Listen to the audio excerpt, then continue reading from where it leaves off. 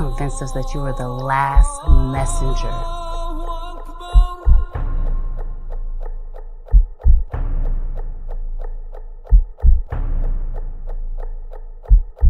How many other bastard children do you have? Is what?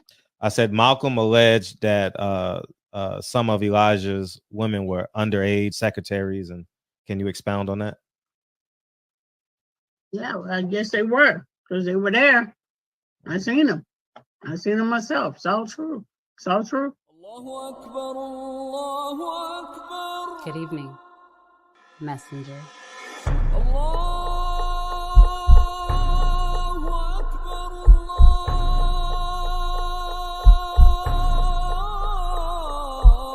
You convinced us that you were the last messenger.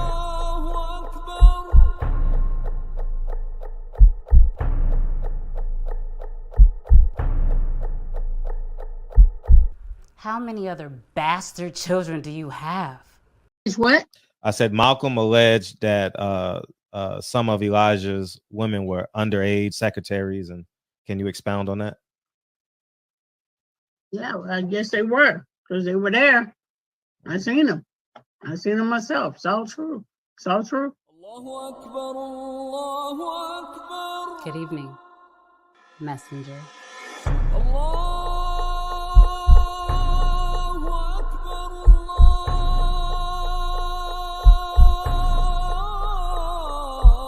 You convinced us that you were the last messenger.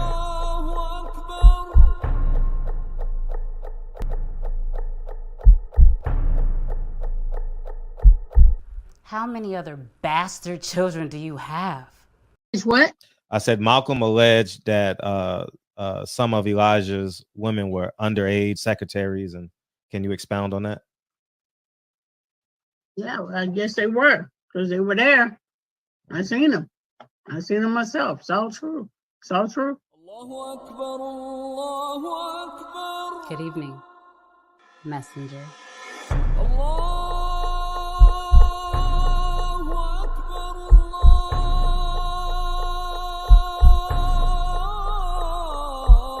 You convinced us that you were the last messenger.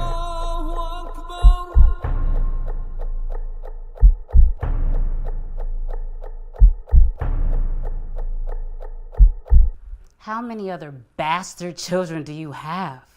Is what? I said Malcolm alleged that some of Elijah's women were underage secretaries, and can you expound on that? Yeah, well, I guess they were, because they were there. I seen them. I seen them myself. It's all true. It's all true. Good evening, messenger.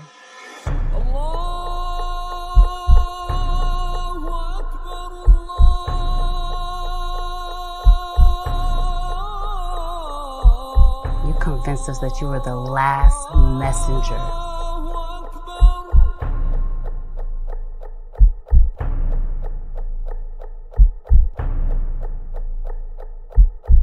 How many other bastard children do you have?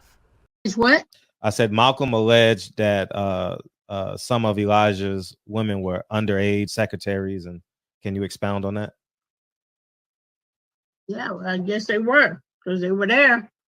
I seen them. I seen them myself. It's all true. It's all true.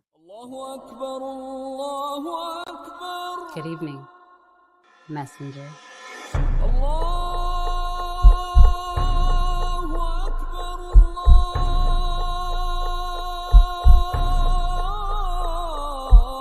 You convinced us that you were the last messenger.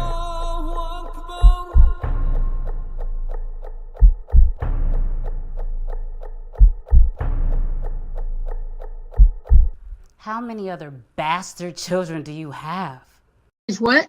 I said Malcolm alleged that some of Elijah's women were underage secretaries, and can you expound on that? Yeah, well, I guess they were, because they were there. I seen them. I seen them myself. It's all true. It's all true. Good evening, messenger.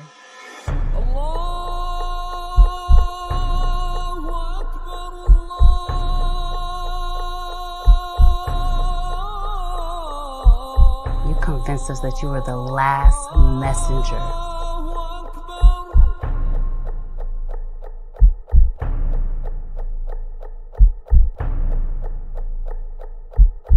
How many other bastard children do you have? It's what? I said Malcolm alleged that some of Elijah's women were underage secretaries, and can you expound on that? Yeah, well, I guess they were, because they were there. I seen them. I seen them myself. It's all true. It's all true. Good evening, messenger.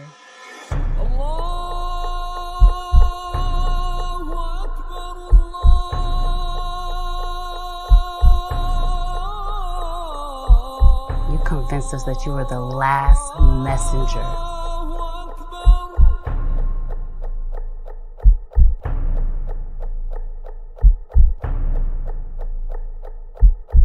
How many other bastard children do you have? It's what?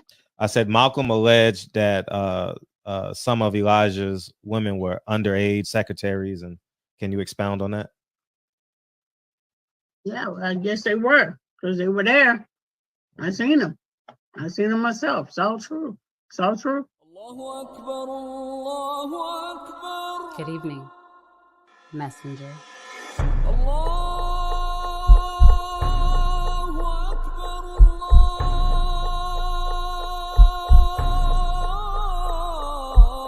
You convinced us that you were the last messenger.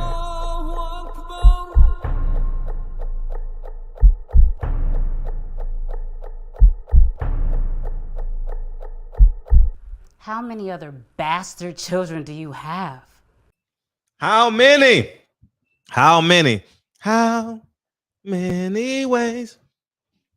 What's up, JP? Errol JQ, what it do? Keno, Yova, Benjamin. Big homie Coop in the house. Adolfo, man. Appreciate you, Josh, man. Thank you guys for coming through tonight, man. Truly means a lot, man. Yankees are down 3-2 in the bottom of the 8th in a well-played game. And it reminded me of something. The Yankees would be winning this game except for one mistake. Not Peralta. Savino had a hitter 0-2. 0-2. Made a mistake and hit him. And that led to a 3-1 rally. You know what I mean? What's up? What's up? Cinderella? I mean, Dana Dane. What's it? I'm the rapper Dana Dane. Dana Dane with fame. What's up, Mike? And it's just amazing how one thing can be the tipping point. One play.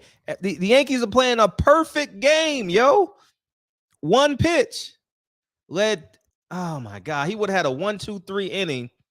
It's just insane. He walked the next batter, and the guy hit a 97-mile-an-hour fastball over the left field wall. Man, it's just insane how one move can be the tipping point, positively or negatively.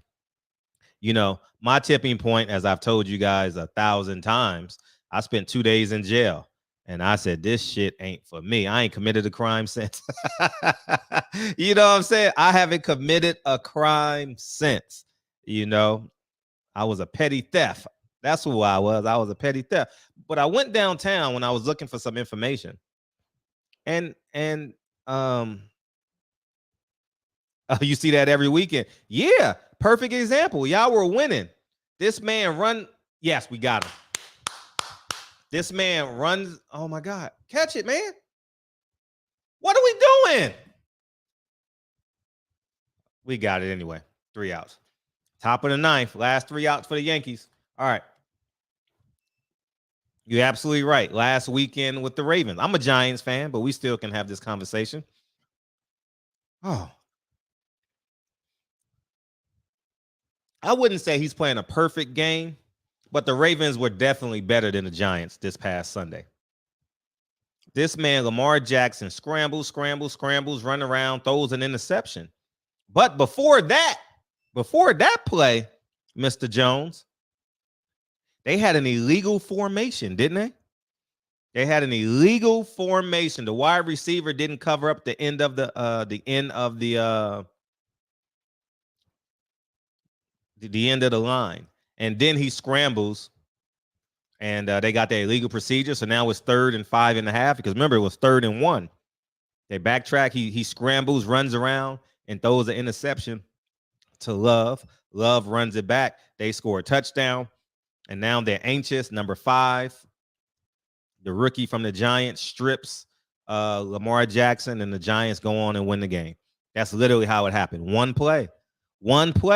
Illegal procedure by the Baltimore Ravens. They would have beat the Giants pretty easily, because they would have got that 1 yard for sure. See, it's just one play can be the tipping point in your life, man. And me going to jail for 2 days. Shit, that place ain't for me, dog. No way, no how. So if that can be of service to anybody, anybody, jail is for homosexuals, man. If that inspires you, all you're gonna do is see men all day. Men that want to fight you or fuck you. You know what I mean? Like, who wants to be there? Who want to do 25 years with motherfuckers that want to fight or fuck you? Man, come on, man. I ain't with that type of time. I like this freedom. You know what I mean? And but yeah. Before we jump into the topic, make sure you guys go order Checks and Balances, which is doing really, really well right now. It's doing really, really well. I haven't been posting all the. I'll start posting the film festivals that we've got in 5 or 6 more film festivals in the past month and a half that I haven't even posted, but I'll be posting those moving forward. Broken Traditions, man. Make sure you go subscribe to Broken Traditions on Instagram or YouTube. He deals with topics that are excruciating important. But I remember when Champion Heart got on me. Now, I mean, in a grown man type of way, but I respected it. He said, well, what do you mean when you talking about nigga bitches? And I understand how that can be offensive. So I said, you know what? You're right. I'm not going to use that again. I honestly, I didn't see it as a color, but me knowing I'm talking to a predominantly black audience, when I say that, you visualize black women. And so I said, you know what? I don't want people to think that I'm being disrespectful to black women. So I listened to Champion Heart that day, and I said, I'll never use it again. Well. Y'all got to see this before we move on with this boxing topic, man. And I don't mind if we stay here. I'll be honest. I do, because y'all keep on talking to me about Paulie Malignaggi in my DM, so I'll address that again. But I'll go more in depth. Listen to this, y'all. I've never heard of this woman. I don't know who she is. I guess she's a rapper or a singer. Yes.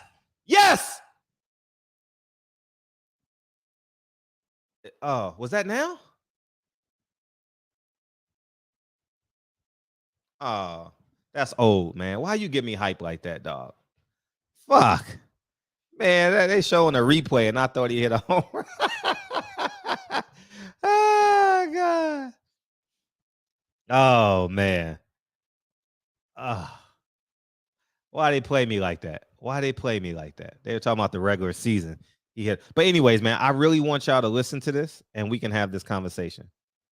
I don't think y'all got self-respect like that. Because first of all, you supposed to tax these niggas. That's right, self-respect. Let's start from the top. You feel me? Like fucking and fucking. At the end of the day, me being a hoe, like these people say, like honestly, I liberate a lot of hoes. You feel me? When I hear Cardi talk about popping some pussy, me and my bitches is with it. Like that liberate us, because it's like fuck you, self-respect as hoes. Cause how y'all got self-respect? Like, I don't think y'all got self-respect like that. Because first of all, you supposed to tax these niggas. That's self-respect. I'll play it one more time. You feel me? Like fucking and fucking. At the end of the day, me being a hoe, like these people say, like honestly, I liberate a lot of hoes. You feel me? When I hear Cardi talk about popping some pussy, me and my bitches is with it. Like that liberate us, because it's like fuck you, self-respect as hoes. Cause how y'all got self-respect? Like, I don't think y'all got self-respect like that. Because first of all, you supposed to tax these niggas. That's self-respect. You feel me? Now you see what I mean when I said that, man. And I don't care how dignified we are in this barbershop. Cardi B will reach more black women than probably all of us combined in here. You know, through her click and play, through her Instagram, through her social medias, through her performances, through TMZ, through media. This is the person that inspired, what's the guy's name? Joe Biden, to go jump on her Instagram. This is the woman that created the song that inspired Hillary Clinton to do what? Go down to Houston and say what's up to Meg Thee Stallion. You know, I'm telling y'all, man, I understand that we go home every day. I understand it. But when you got something as venomous as this,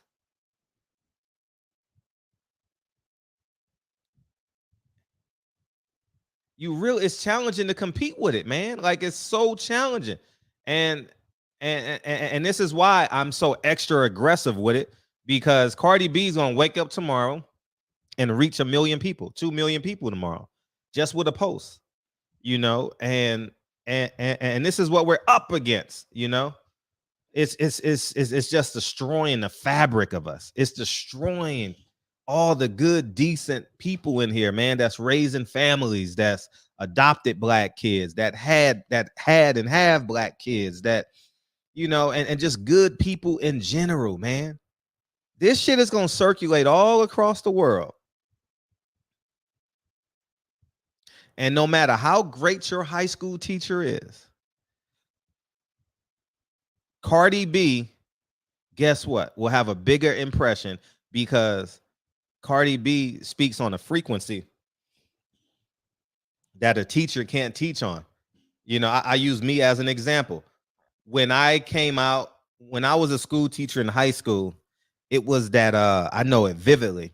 It was that the game, the underdogs on top. I'm gonna shine until my head raps MVP. I'm raps MVP.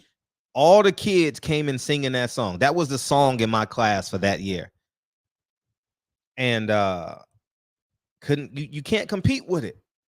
When you got 13 kids listening to the same song, how you gonna compete? It's hard, man. And sad and true, half my population, or excuse me, a percentage of my population are in jail. Yeah, they gonna behave as best they can for a couple hours while they in school. Yeah, it's 50 Cent. Yeah, thank you, dog. Yeah, they gonna behave while they're in school, but they got 17 hours not in school. When they wake up in the morning, they listen to that frequency, that deaf frequency. When they get out of school, that deaf frequency, that deaf frequency, that deaf frequency, that deaf frequency, that deaf frequency. You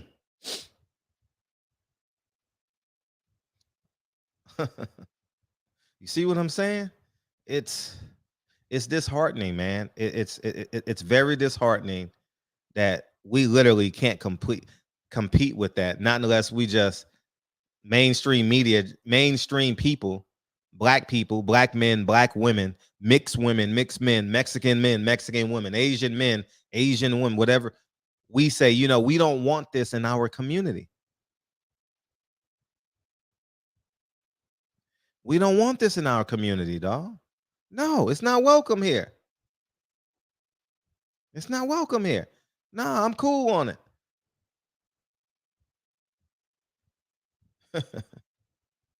And this is why I speak so loudly against it. Because I know there's some 17, 18, 19, 25-year-olds. Damn, he swung for the fences. That's going to hear my voice, and maybe it makes a difference, or may see your comments in the comment section. It may make a difference, man, but we got to fight against this. I've never listened to it. You know, I only listened to Cardi B one album one time, because it and it's on purpose. I've never listened to WAP. I listened to WAP on purpose to read the lyrics. You know, I was trying to find the lyrics for a post I did last week or 2 weeks ago on my Instagram. I listened to Cardi B one time, and it's because I was in someone else's car when I was in New York. I was like, what is this trash? I just remember Fall Down 9, Get Up 10. That's the only thing I remember about it, you know. But that was her first album, right? I hadn't listened to her second. Did she have a second album? I don't even know. But the Yankees just struck 2 out, man. They down to their last out. Damn, this was a well-played game. God damn. Sheesh. 2-seam fastball right down the pipe. Damn.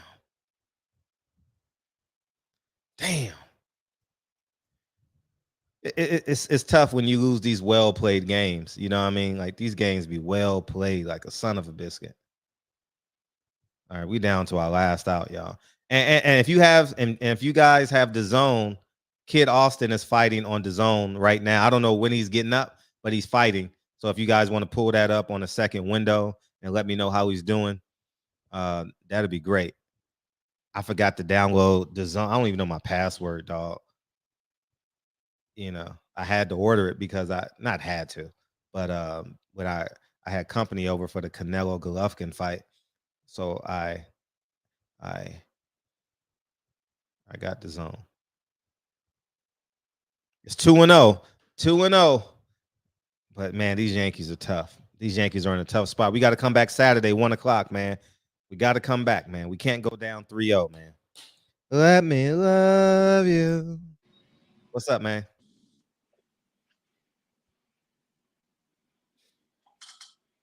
What's up? What's up? What's up? Man, what's going on, dude? Listen, my fucking Ali picture broke last night, bro. Oh, it just shattered. The picture is fine. Yeah, the picture's cool, but it fell off, the frames. Yeah, that can be replaced. I'm glad the picture wasn't messed up. It's got a little chip on it, but damn. Is it signed by Ali? Nah, hell no. Oh, it's just like a poster picture? Yeah. Okay, good. Well, I'm glad everything else is doing great in your life. If that's the worst thing that's going on in your life, you're doing well. Yeah. Hey, did you get a chance to see what I just posted? Did you hear that? Yeah, I mean, listen, dude, she came to Oakland, bro. I mean, who came to Oakland?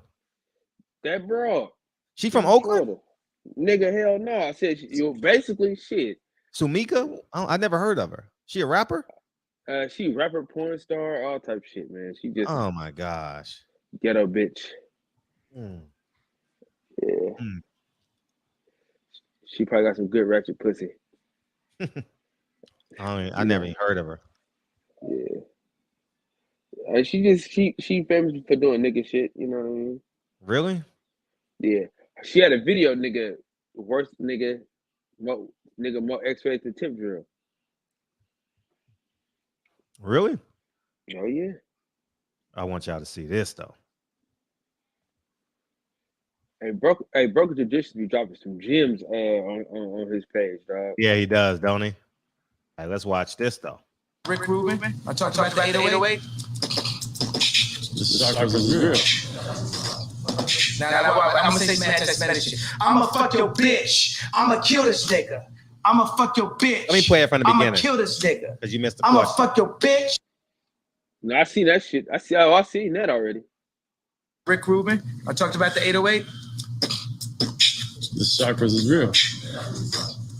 Now, I'm gonna say some anti-Semitic shit. I'ma fuck your bitch. I'ma kill this nigga. I'ma fuck your bitch. I'ma kill this nigga. I'ma fuck your bitch. I'ma kill this nigga. I'ma fuck your bitch. I'ma kill this nigga. That's the real anti-Semitic shit that the Jewish people get paid off of. I don't know what's this opioid thing, man. But being a crackhead wasn't cool back then. Being a crackhead wasn't cool.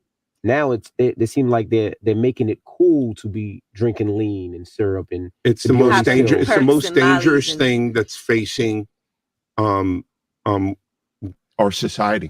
So why sign an artist that would promote that? Because I already answered that question. You weren't paying attention. She asked me talent or issues, and I said talent. but I have to. I can't give up on people. What I'm saying, that's hypocritical though. You're saying it's opportunistic. Yeah. I got people to feed. I got a business to run. You're gonna make Dame Dash take this clip and call you a culture vulture. Who's Dame Dash? Remember I talked about the chakras? Remember I talked about Rick Rubin? I talked about the 808? The chakras is real.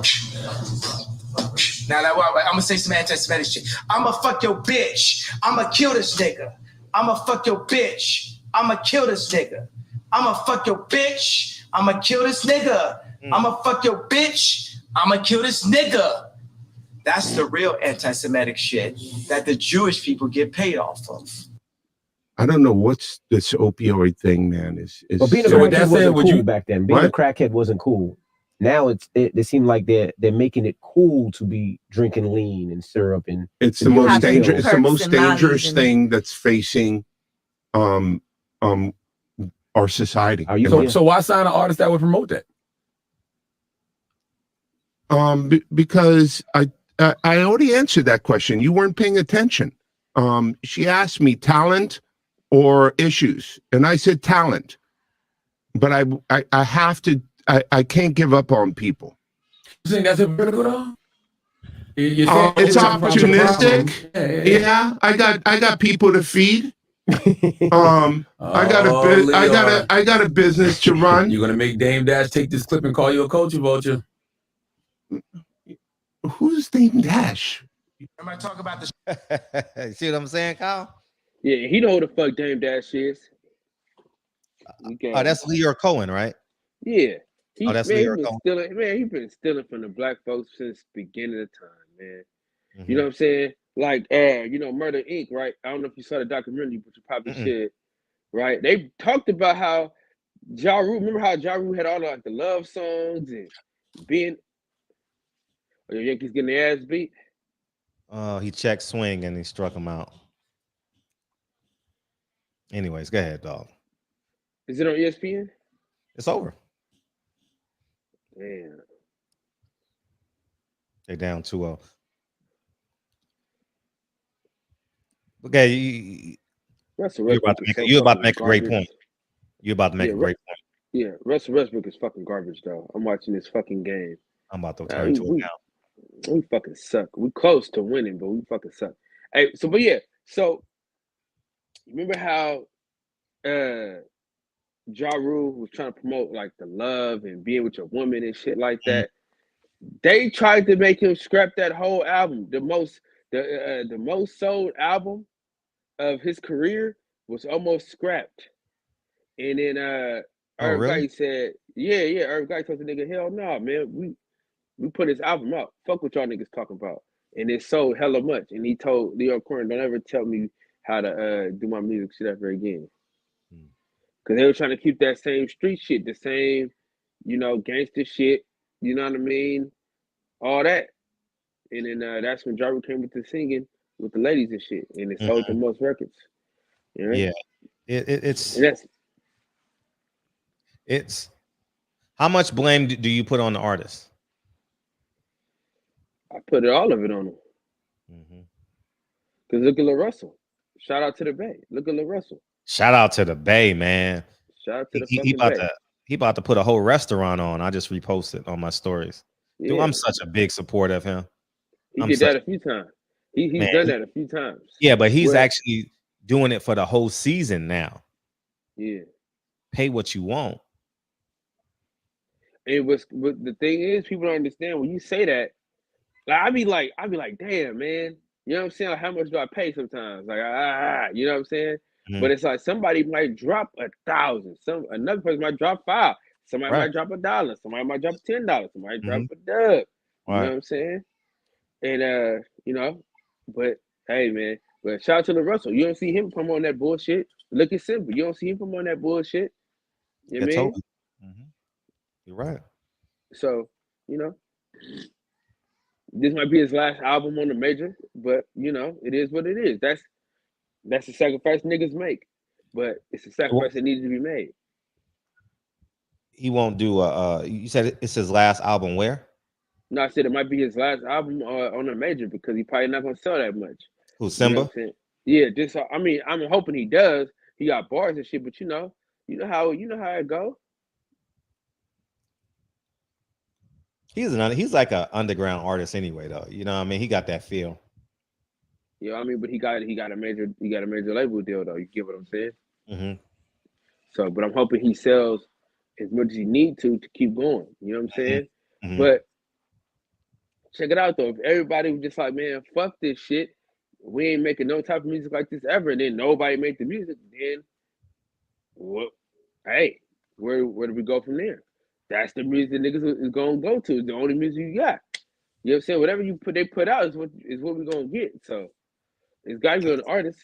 But also, you know, the monetization of the music is the white folks, the Jewish folks.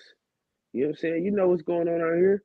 Look who helped put Def Jam on. It was Rick Rubin and Russell Simmons. You know what I'm saying? So, you know. There's no OGs in hip hop. Yeah, I mean it ain't. But there are, but listen, let me say this though. Mm-hmm. There are OGs, but are they being listened to is a totally different thing. Are they being respected on the same level? Probably not. You know what I'm saying? Because you know niggas like shiny shit, man. You know that niggas love shiny shit. Well, tell me a artist that's using is being a big brother in hip hop. Shit, look at Young Jeezy. I don't know about Jeezy.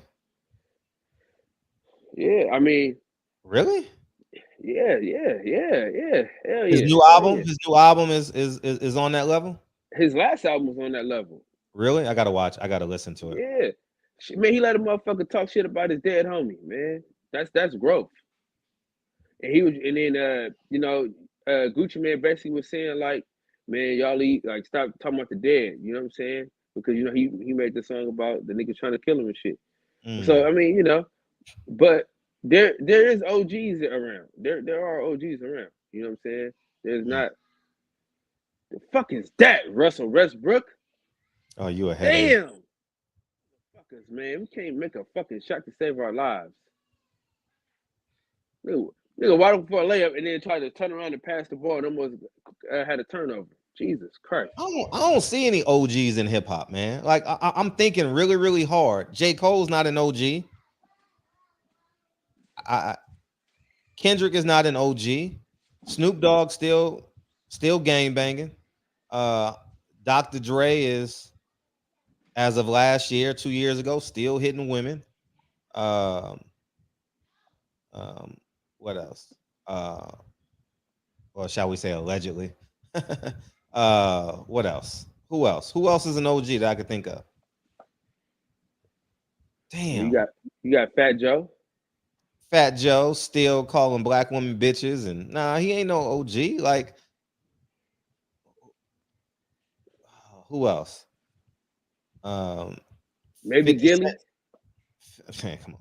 50 Cent ain't taking care of his kids. No matter if you are debating the 6,700 or not, his child shouldn't be saying that. What else?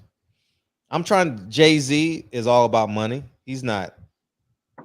Although 444 was a hell of an album, but I don't think his actions is because he's still commingling with them. You know, his success is predicated upon how they treat him. There's no independent success. He's made a lot of money, but you know. Well, I mean, we could say Dame Dash, but he's not in the music game. But he's not in the music game no more, though. That's the thing. Yeah, he is. Nah, he don't do music no more at all. He don't do music at all. He don't fuck with the music at all. Man, I need an OG in hip hop, dog.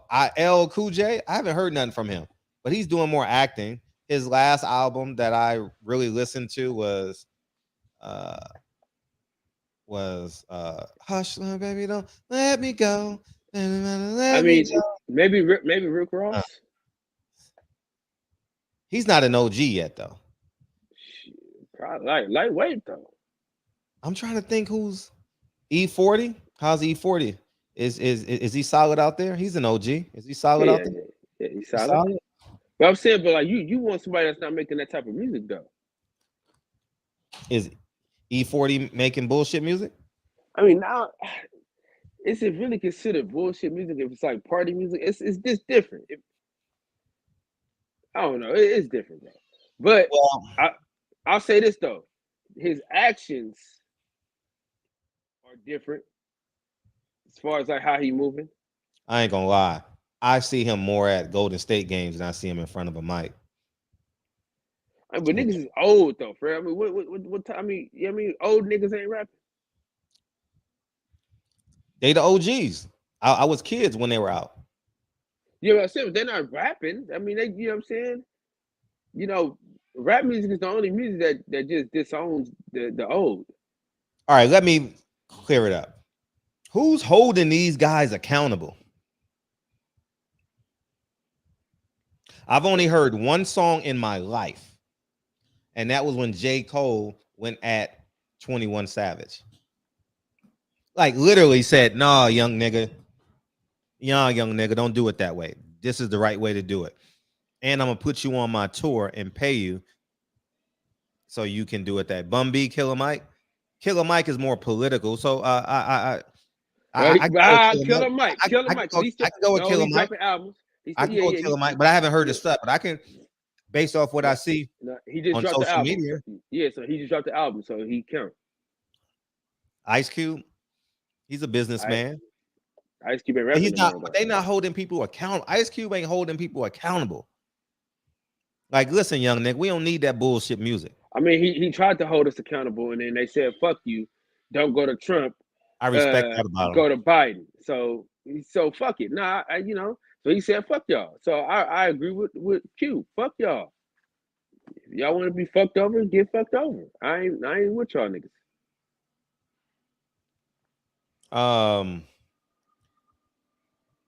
Someone got to hold these guys accountable. I don't know.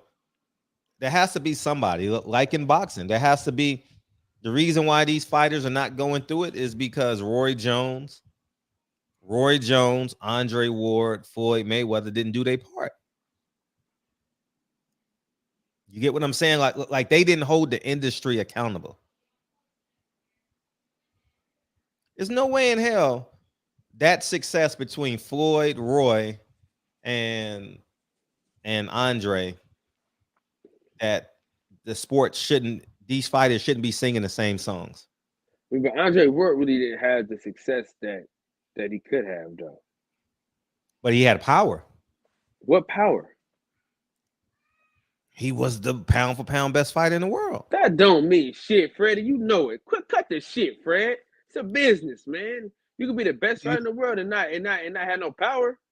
Now you don't understand. He has a platform. At that point, he had a platform, and he chose to say nothing. You had a platform. You only sold 7,500 tickets at the Oracle. That's not what I'm saying, Kyle. I'm saying what are we seeing though? Like what is there to say though? Kyle, if you are the fighter that everyone, if you are the generational fighter of this era and you don't stand up, then it becomes cyclical. He was the generational fighter. Roy Jones, Floyd Mayweather, Andre Ward. Those are the three fighters off the top of my head, post Mike Tyson and Chavez, that I can say had boxing, like they were in control on some level, you know?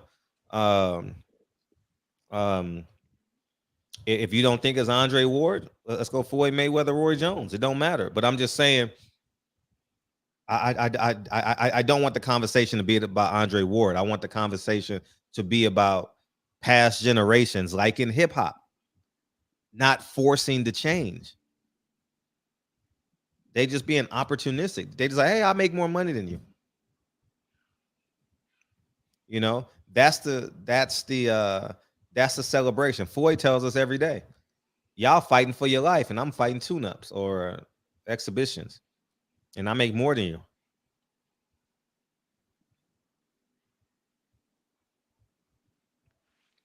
I just don't think boxers, because they don't have the control though. They don't have the control. They don't. Now I say this. They don't think they have the control that they really have. So you know what I mean. The only person that really spoke up and shit, if people kept his shit together, Adrian Broner. You're right. Because he took a lot of people under his wing and told them what not to do and shit like that. If Adrian Broner would have, yeah, you're right about Adrian Broner. He's one of the few guys that would have made a world of a difference had he really shrunk down and really took hold. He would have, but you know, but we got somebody right now. Who's that? So we're in good hands. Who's that? I mean, the greatest heavyweight of our fucking era, man. Come on, man. The bronze bomber, Deontay Wilder. Yeah. I'm gonna talk about the chakras. He's not the greatest. I mean, Tyson Fury beat him, so I'm not gonna sit here and say, man, fuck that cheating ass. No, but he's our most beloved. I'll say this, dog. You take his career and you put it with. No, I love Wilder, career.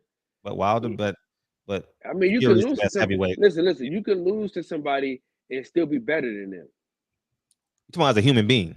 No, nigga, I'm saying period. They were just better that night. That don't mean they better than you overall. They just better that night. Kyle, I love Wilder as much as you do, but I can't lie to Wilder because he got to fight this man again. No, he got to fight this man again. So, hold on. So was the Detroit Pistons team better than the Lakers team?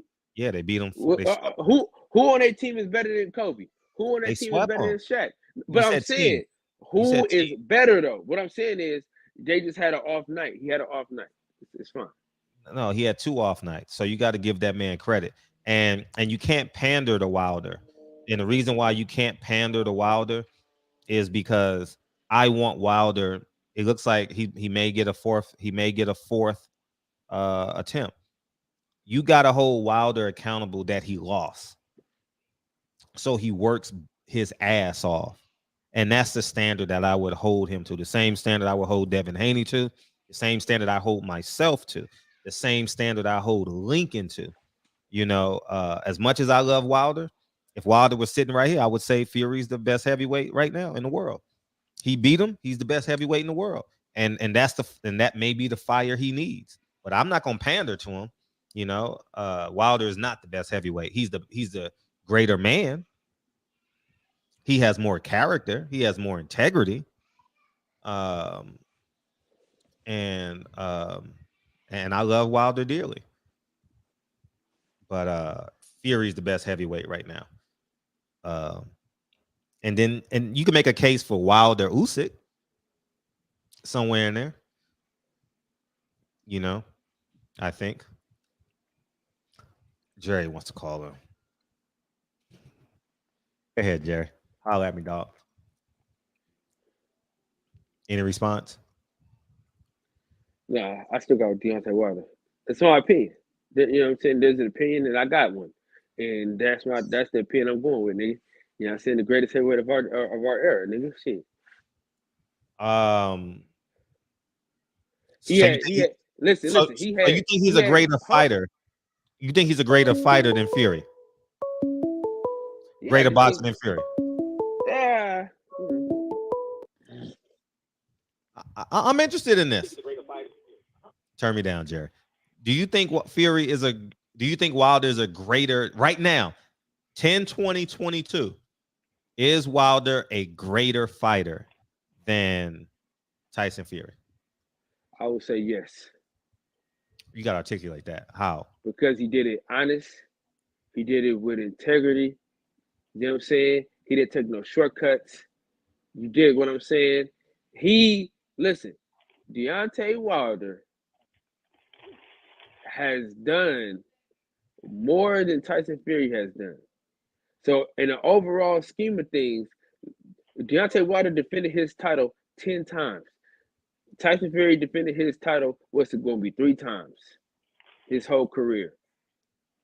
So in my mind, that makes you greater because you held it down longer, right? We say Kareem. Most people your age, old motherfuckers, say Kareem Abdul-Jabbar is the best player to play in the NBA. That's not the conversation because we talking one-on-one sports. We're not talking team sports. What I'm saying is when I'm talking about the individual. Kyle, you sound ridiculous. Kyle, you sound ridiculous. No. You sound ridiculous for trying to cake for this motherfucker. I don't fucking Tyson Fury. I don't cake. No, fuck Tyson Fury. But I'm going to be honest with Wilder. I'm not going to sit here and lie to Wilder. No, Wilder needs to understand that he is the underdog going into the Tyson Fury fight. So those extra 30 miles you need to do in camp, those extra rounds you need to do with Malik Scott, that extra tape videos that he need to do with. No, I'm behind. I'm not pandering. I'm not pandering at all. You're pandering right now. You're like, oh, my beautiful black queen of the Nile. Snap, snap. You're pandering a little bit, Kyle. No, I'm not. I'm just keeping it. You are pandering. He's done it. Listen, Fred, he's been greater longer, bro. That's a fact. He's been greater longer. He's been better longer. He had a longer run than Tyson Fury. Tyson Fury got knocked off his square. All right, cool. But at the end of the day, he had a longer run than Tyson Fury. Did he or did he not? Did he not have a longer run? I said who's the greater fighter, 10, 20, 22. That's what I said. Now you sounded like Deacon right now. You just running off into a fucking sermon. Hey, it's yet to be seen. Come on, man. Anyways, Kyle, you ain't ready for the big leagues yet, man. You ain't ready. That means you can't sit in front of a fighter and tell him the truth. Let me get at him. All right, go ahead, Jerry. Oh, Jerry, what the hell you got to say? Hey, Kyle. Shit. Listen, did we not see Devin Haney just whoop George Kambosos 2 times in a row? Did we not see that? He didn't even stop him or beat him up and stop him like Fury stopped Wilder, but he beat him 2 times convincingly in a row. We ain't talking about, oh, well, Kambosos had a bad night. No. Devin Haney is better than him. Tyson Fury has proven in 3 fights he's better than Deontay Wilder. 2 fights. Wilder, two fights. Oh, so you agree? You disagree? No. I'm setting his record straight. I'm setting Jerry's record straight because he said 3 times and he only proved it twice. If you're gonna give it to him, I'm so happy you're not in Wilder's camp, Kyle. I'm so happy. When Wilder lost the second fight to Tyson Fury, he made a million excuses. Not one formal protest to the commission. Not one, but a million excuses. And what second fight did he lose? He didn't make no excuses. No, I hate. Let him get off. No, he ain't getting off. Let him get off. Dog, he just said. Let him hear it. Let him make his point, Kyle. No, stop interrupting. He made a million excuses. Not one formal protest. The second fight he lost, Fred. That's false. Let him make his point, Kyle. It's not. You can respond. Roy Jones, Timothy Bradley, the Charlo brothers, and many more said what the truth was. Listen, Deontay, don't make excuses and be in denial about you getting your ass whipped.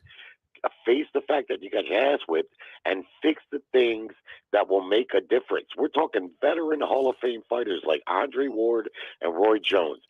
They know better than the accusations that Wilder was making. The mistake was his. That's why he couldn't beat him in the third fight, because he really didn't fix the things that he had to fix.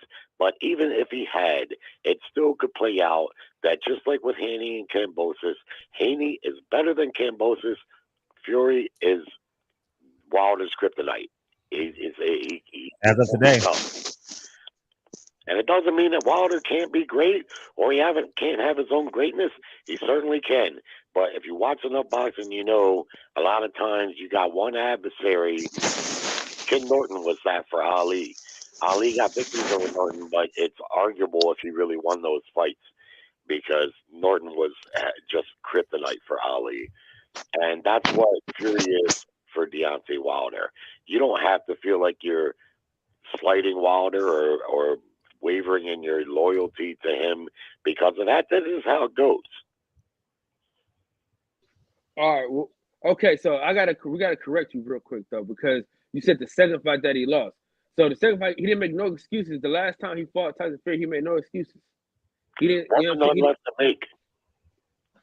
Okay, but you said his second fight. So what second fight did he lose that you're talking about? It was a draw. The first fight was a draw, so it wasn't a loss. Second fight. That's when he made all the these. second fight that he lost.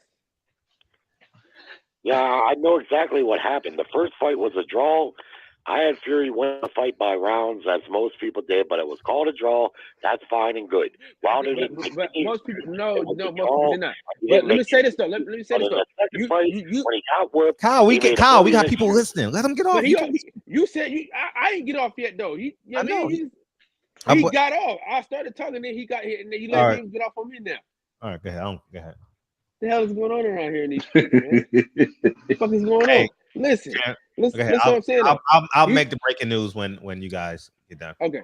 So he brought up Roy Jones, which got caught for using PEDs. So he can't say nothing about a motherfucker not being able to cheat when he got away with fucking cheating. All right. So don't bring Roy Jones into the mix. What about Ward?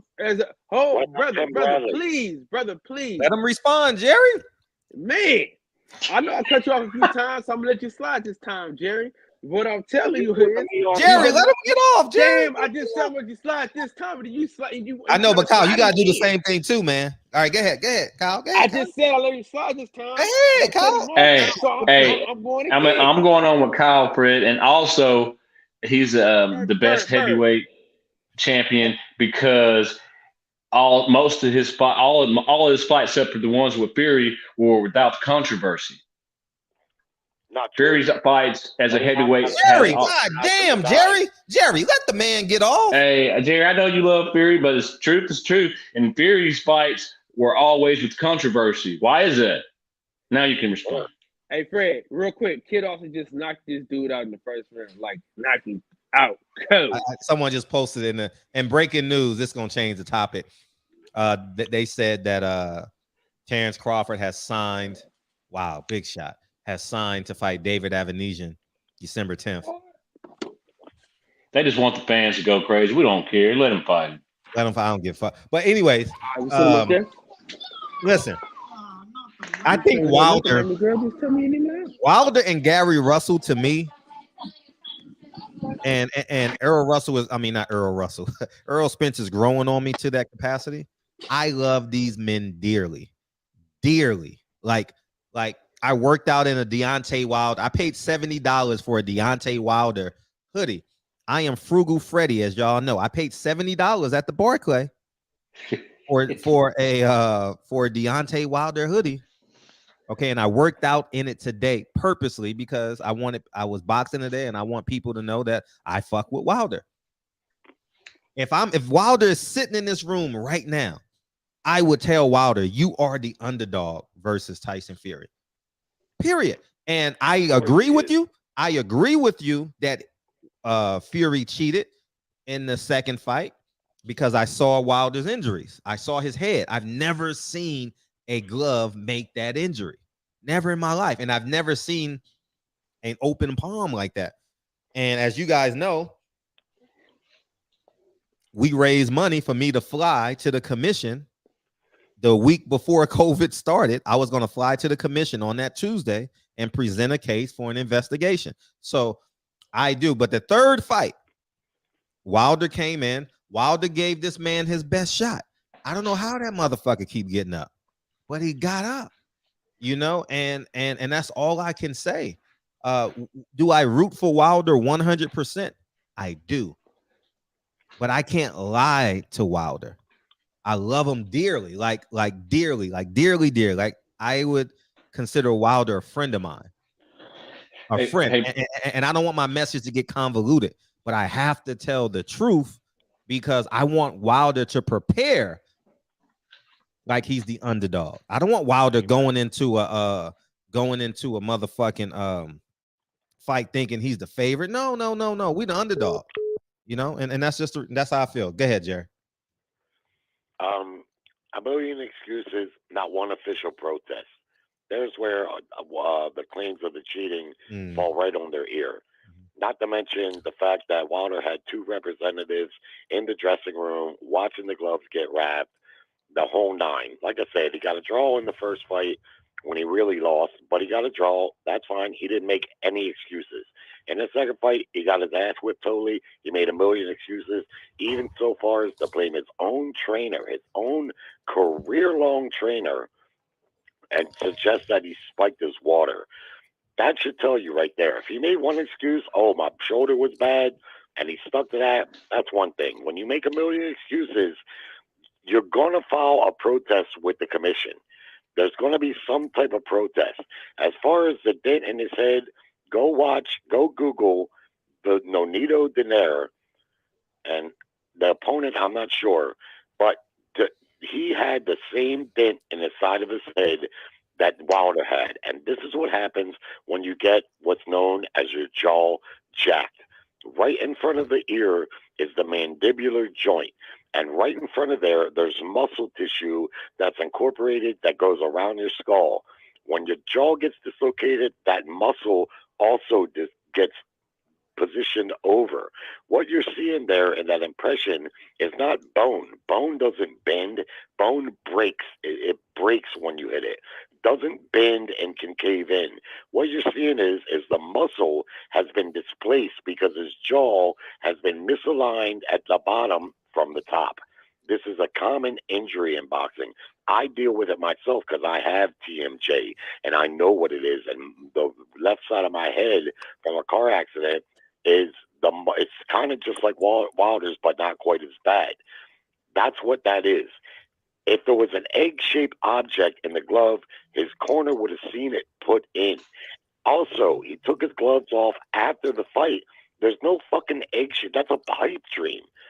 Wilder got beat by Fury twice, and if they fight a fourth time, his only chance of beating him outside of his big punch, because the reality is that he damn near knocked Fury out in the first fight. He came a millisecond away. And in the third fight, in the fourth round, he damn near stopped him again. But outside of that, if Wilder is to have a chance against Fury, he has to recognize that he lost to him honestly and fix the things that caused him to not be able to beat him. That's what it is. All this cheating stuff is nothing but conspiracy until you come with some proof, and he's yet to come with any proof. It's just his fans want to buy into it, and they want to they're just convinced that Fury cheated when there's no real proof, and there's been no formal dispute with the commission, not one. Hey, Jerry, so what about the changing the referee at the last minute? What was the point in that, though?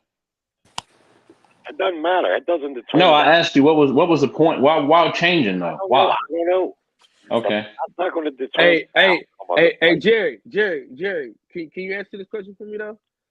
Was that count not long as a motherfucker though? Which fight?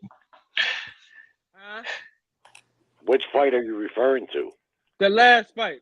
All fights, the counts were slow as hell, but that count in particular was slow as hell. Very clear to see. Deontay Wilder scores a very legit knockdown on Fury in the fourth round. The ref puts him in the neutral corner. At that point, you got one job, which is to stay in the fucking neutral corner. If you come out of it, any ref is going to stop that fight. They may allow you a foot or so forward out of the corner, but if you come clean out the corner, like Wilder did, he went all the way to the other corner into the view of the ref sight. Every ref in boxing is going to stop the fight and put that fighter back in the neutral corner. Tyson Fury scores the knockdown. He runs to the neutral corner because he knows I got one job here, which is to get to the neutral corner and stay there so the ref count doesn't get interrupted. Wilder made a very crucial mistake, but it didn't matter because Fury was already on his feet at the count 6. So the count got delayed, but it got delayed because of Wilder's dumb actions. Okay. Are you done? Are you done? You done? Well, did you hear that? So I heard everything you said, but I need you to understand something. You know they have a timekeeper, right? That you can look to and figure out where the count is at. Do you know that, right? I know that. Okay, so if you look at an interview that I did with the great Robert Hoyle, he's the referee, he tells you that the timekeeper is your best friend because the timekeeper allows you to pick up the count after you push the person in the neutral corner. So what you said was bogus as hell. So he didn't have to. So he didn't have, dude. He did not have to stop anything, bro. He could have looked at the timekeeper and said, "Bro, listen to what I'm telling you. I interviewed the referee already, dude. I talked to a referee already. You're not a referee, cuz." Oh, good play. Okay, well, you're not a referee either. If they're legit, Jerry, I interviewed the referee. Why did Wilder file a complaint with the commission? If what you're saying is so cut and dry, it would have been easily ratified by him filing a complaint with the commission with the video proof, the video footage to prove it. Yet he did not. You told me why. Didn't Cotto go to the commission about Margarito's glove? Yeah, that's a different scenario. We're talking about. No, just answer the question. No, don't answer the question with the thing. No, he didn't go to the commission. Wilder said. It ain't looking good, Jerry. No, the Wilder said that the reason why he didn't go to the commission because he had a chance to rectify this man cheating in the ring. He could legally do harm to this man for cheating him. That's what Wilder said. He said, and get paid for it. So it's your discretion how you want to interpret that. But I mean, on some level, I agree with him. Like, shit, I get to do harm to this guy who did harm to me. And you got to respect the fact that Wilder pursued the third fight, pursued it like court, mediation. He did, but it injunctions. didn't work out. No, it didn't work out. No, I'm agreeing with you. It didn't work out. But the reality, yes, go ahead. My bad, Fred. Hey, also explain why cover cameras. If you're not trying to do anything, well, who does that? Why didn't you cover the cameras? You don't know? Oh, that again, that doesn't determine the fight. Wilder's representative. Yo, in the dressing room. What the? Maybe he didn't want to see their last minute preparation. Jerry. A lot of fighters don't even allow the cameras back there. Jerry. You got more excuses than a brother going. Right, Jerry. No, Wilder's got more excuses. So, Jerry, explain the gloves. A million excuses, not one formal protest. Jerry, explain the gloves. With all this wealth of boxing knowledge that you've been watching, explain the gloves then. Explain the gloves in the first fight. Just like Andre Ward said. No one listens to Andre Ward. This dude, yo, you see? Now, hold on. Breaking news. No, I'm not speaking for them, Jerry. I'm just saying he don't count to me. I can't hear y'all, guys. We really can't hear nobody. Go ahead, Jerry. Any other time Ward says something, it matters. But because he said there what his honest opinion is, it doesn't go along with what you want to believe. So now Andre Ward's point doesn't matter. No, that's my opinion, Jerry. I'm just saying I haven't listened to Andre Ward since he decided he didn't want to be on the black side. Yo. Black, white, if you want to make it back, that's up to you. Bottom line is, you make one formal protest. If you really believe I cheated and you really believe that I had an egg wig and I fucking took the padding out of the glove, those are major accusations. If you truly believe that and I cost you millions of dollars and whooped your fucking ass, you're going to make a complaint to the commission. You're not just going to let that shit ride. And that's what he did. He let it ride. He gambled on the third fight. And then the third fight, he didn't make any excuses because there was no more to make. He already made all the excuses that he could possibly make, even blaming his own trainer. And the third fight, he had two representatives in there watching the gloves get wrapped. He got beat, honestly. He put up a good fight. He damn near stopped Fury in the fourth. But the end result was he got beat again, and that's that. And if they fight again, bet money, Tyson Fury going to do a worse on him. Jerry, that's it. You are not allowed to hang with Paulie anymore. Hold on. Bigger news. Hey, bigger news. It better be big. The 49ers just got Christian McCaffrey from the fucking Carolina Panthers. They didn't get him a quarterback. That's crazy, man. A couple of draft picks. Bro, is you serious? Man, I'm serious, dog. He a bad motherfucker. Dog. He should have won the Heisman that year over Andrew Luck. If ain't gonna be in trouble. 49ers ain't blocking nobody. It wasn't Andrew. They ain't blocking it. Well, he don't need block, but Kyle, you broke us up for that. Come on, please. We got one of the best offensive lines in the fucking game. Hey, Jerry, you More realize breaking news. Anthony Davis' back is hurt.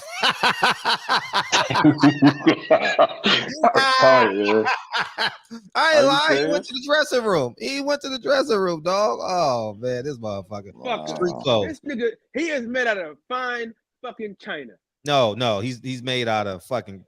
Nah, he's made out of. Nah, he ain't made out of China. He ain't got. Y'all saying he got a yellow streak down his back, basically. Yeah, this motherfucker got it. They might as well put him in bubble wrap. What is thinner than China, Fred? Like, what is more fragile than fine China? What is it, crystal? I don't know. Fucking guy. Candy glass. You know, I've never eaten on China. I have China. I've never. Fred, you don't eat on the China, man. You black. You just stays in your in the China cabinet, brother. You don't touch that. You don't touch. No, I guarantee you, by this time next year, I will have had one dinner in China because it's Dre's grandparents' China. But who gives a fuck about that shit, man? We want to get back to this wilder shit, which is everybody's entertaining about. Jerry was talking. Okay. No, Fred. Let me hold Jerry's ass to the coals real quick.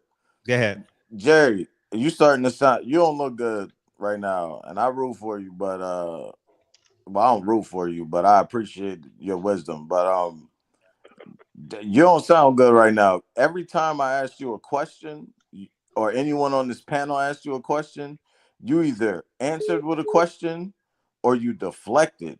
Like, don't tell me about what Andre Ward said. I asked you based off of your knowledge of watching boxing. Did it look like something was off with those damn gloves, man? Answer that question. Don't tell me about Andre Ward, man. Tell me how you feel. I won't. As long as you promise to do the exact same thing. Because what you're accusing me of, everyone's guilty of.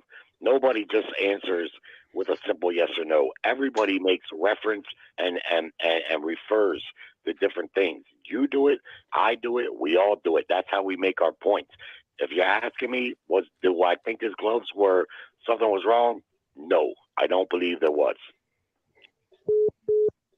Wow. We're gonna make you a Wilder fan before it's too long, Jerry.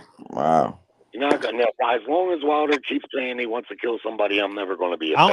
I think he's moved on from that. Yeah, he's changed. He's changed his whole train of thought from that. Yeah, you see what I'm saying? Like, it's like the Wilder narrative. Like, I mean, did you see his post press conference? Like, Jerry, I'm trying to tell you, it ain't looking good, bro. It ain't looking good. Like, it's almost like Jerry, you should be suspended from talking about Wilder because you don't fuck with Wilder. You don't watch Wilder. You talking about. I don't watch Wilder. Bro, listen to me. Stop cutting me off. Listen to me. Stop cutting me off, OG.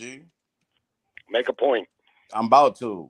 You talking about Wilder talking about catching a body. Did you see his post-fight press conference? I sure did. What the fuck you still talking about him catching a body for then? What do you think that because he did that at the there it is. Question with a question. Question with a question. Do you think that erases what he said there? And for me, I'm supposed to forget that because he had an emotional moment post Helenas. I'm just supposed to ignore what. So black folks need reparations. Hold, Kyle, hey, Delonte. Go ahead. Well, black folks need reparations then. What's that? Since we can't see, what I mean, what I'm saying, see, you want people to move on with certain shit, but you can't move on from this. He's not allowed to grow. He's not allowed to see the errors in his ways and be forgiven. Is that what you're telling us, Jerry? Move on with what you say. You say I want people to what do I want? What I'm saying is, if a man has seen the errors in his ways, is he not allowed to grow and move on from the man he used to be? Yes or no? Yes, he is. Okay, then. So you need to get off this Wilder wanting to catch a body shit because clearly, if you've seen his press conference, he's not on that shit. Well, hey, didn't Tyson Fury shake hands after the fight or hug or some shit after their last fight? We don't give a fuck about that. We talking about the man that Wilder has become. That's what I'm saying. It goes along with that. He didn't really mean it. War talk. Fighters that you don't like And you're going to have reasons why you don't like them, and I'm going to be cool with it. I'm not going to try to convince you. It's up to you who you like and who you dislike.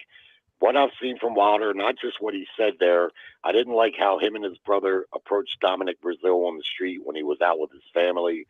I didn't like him beating up on Charlie Zelenoff, the mentally challenged troll. Man, you going down a Jerry, rabbit you hole. talking about young ass No, Oh, Wilder. nothing. Hey, he's Jerry. going down a rabbit hole. I Nothing. apologize. I should have let him talk. I No, apologize. hell no, Fred. No, it's right. You Fred, why bro. I don't like him. Fredro, And no. it's my prerogative to like or dislike him. I don't give a fuck how much. You're right. If you love him, prerogative, fine. shit. I'm not going to tell you not to love him. I'm not going to tell you to dislike any fighter that. If you dislike Fury, I'm not going to tell you not to dislike him. That's up to you, just like it's up to me. You were right up until you said the Charlie stuff. That dude was a troll, man. He wasn't mental. He knew how to I'm get in glad the ring. Wilder beat his ass. I'm glad because it needs to be a line of respect. I mean, Wilder on top took of it the fact easy that on was him. 10 years ago. Champion, Oh. you're an elephant. You're not supposed to recognize ants. Charlie Zelenoff is a mentally challenged dude. Wilder's the heavyweight champion, making millions of dollars fighting professionally. There's a level of decree that goes along with that. What's going on, young man? Zelenoff is a troll. What's up, Junior? You're supposed to be above and beyond that. That's my point there. I'm gonna disagree with you on Charlie. I wish he would have beat him up worse. You know what I mean? Because he earned it, and more importantly, Charlie wanted it. He warned it. He wanted it. He went to everybody's gym doing the same thing. Everybody's gym. You can't be mental if you're going to everybody's gym. So are you gonna hold Charlie accountable for doing that to Floyd Sr.? I've seen what he did to Floyd Sr., and I've seen the other fighter jump in and whoop his ass as a result of him trying to take that sneak shot, and I was cool with that because you don't hit a man when he turns his back like that. Zelenoff ain't right. He's clearly not right. Deontay Wilder's the heavyweight champion of the world at the time. Are you a doctor? A certain amount of creed comes along with that. If you're an elephant, you don't recognize ants. You see Are you what a I mean? psych doctor? So, But Are Jerry, you a psych doctor? Hold on. Deontay Wilder. We need to call you Dr. And Jerry. sued him for big money. And why? Because you can't resist recognizing an ant when you're an elephant. Jerry, he was getting paid. He got thousands of views on every time he went into somebody's gym. He was getting paid big money by YouTube for doing that stuff, man. If money was what he wanted, he would have sued Wilder for that. Because that wasn't any See, sparring. if you was a Wilder fan, you would know. He could easily sued him for physical Jerry, damage. they signed paperwork so he couldn't sue Deontay Wilder. They drafted up a contract so he couldn't. No, they didn't, man. Yes, they did. Shut up, dog. Why is it not possible that Wilder could have? it. Why is it not possible that Wilder could have bought him a contract to whoop his ass? He didn't even beat him up hard either. He was playing with him. Why do you figure, Jerry, that he did that? It's not possible. Wilder is subhuman That because didn't happen, man. You're reaching for shit when you suggest that. Yo, Jerry, put the corn liquor down, man. Hey, listen, because he's not articulate, so he's subhuman, so he can't make up a fucking contract. No, you're talking about Michael Hunter. You know, I never said that, and neither did he. But the bottom line is, I don't like Deontay Wilder. If I see a change in Wilder and he stops saying that he wants to kill people and he starts acting with the acronym of his position, then I'm going to get behind him. You guys can hero worship him if you want. I'm not going to tell you not to. You just said, hold on, Jerry. Hold on, Dr. Jerry. Should I call you Dr. Jerry? Because you're a psych doctor and shit. Because you diagnosed the niggas and shit. So, Dr. Jerry, listen to me though. You're contradicting yourself right now, man. We just told you the man said he changed already. You said you don't even watch the guy. How are you gonna see a man change if you don't even watch him? If you haven't even been able to watch his progression as a man. You haven't done that, Jerry. I told you that I watched it. You haven't done your homework. I just told you that I watched it. It's a good start. It's a good start. And once he shows me that his words are true and honest, and he is giving up that mentality, hey, we'll see what flushes out from there. Did you see him go crazy after he knocked his sparring partner out? Did you see him go crazy, go over his body, or go to the ring and do all that showboat? He didn't do none of that. So that's two steps he showed you. That he did. Didn't say that shit, but one occurrence for me is not going to turn back 12 prior occurrences. You show me a pattern that you are making those, you are being that way, then yeah, that's fine. I'm not saying that he's not above forgiveness. Not at all. You should have came here last night, Jerry. We needed you here last night. Come to forgive Wilder. He got a lot of hate in his heart, man. You gotta let that hate go, Jerry. Let that hate go, Jerry. But I can sit here and listen to you accuse Fury of the most rottenest things, but yet you don't have a hate in your heart. Wait. You got to defend him. Wait. No, Kyle, hold on. Jerry, Tyson is rotten. What are you talking about? Accused. What are you talking about? Accused? It's just your opinion. No, it's fact. He wasn't able to box. He got suspended by UCAT over there. What are you talking about, bro? That's why he was here. Why can't he come here? Why can't he come here, Jerry? Did he have a case about boar meat, Jerry?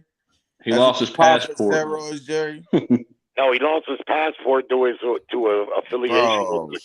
Bro. We're just picking on you, Jerry. I mean, you can and all you want, but Jerry, I know a lot of criminals. I know a lot of criminals. I'm not involved in activity, and I still can go wherever the fuck I want. See, Jerry, man, you make up excuses for this man. I'm beginning to think you from England. That's what I'm thinking, man. I think you came here as a mob. I don't root for who you do, so you want to draw conclusions based on that. But I'm consistent. The difference between you and I is I'm consistent, and you aren't. So when I say I don't like Wilder doing and saying what he says, I also say I don't like what Plant did neither. You see, I don't care if his Plant is white. It doesn't matter to me. I'm more concerned about the character, and that's where I see. If I thought that Fury was cheating or I'd seen some real proof of it, I would be hating on him twice as much. I honestly don't see it. Don't see any complaints from the commission, and so therefore, forgive me for not just believing what Wilder says. Fred just told you why, Jerry. What? Fred just told you why. Listen. Fury's a piece of dog shit. He's been known to be a piece of dog shit his whole career, bro. And that's not his first glove incident either, Jerry. Jerry, that wasn't his first glove incident, neither. The what? That's not his first glove incident, Jerry. You struggling now? What's up, DJ? My brother. Hey, what's up, DJ? Let DJ work, man. Let DJ work. But before DJ, and we're gonna talk about this at length, man, because I want to talk about this Bud EJ stuff too. Why Bud duck EJ? He fighting December 10th in Omaha on Black Prime. Now that's DJ. Where you go, man?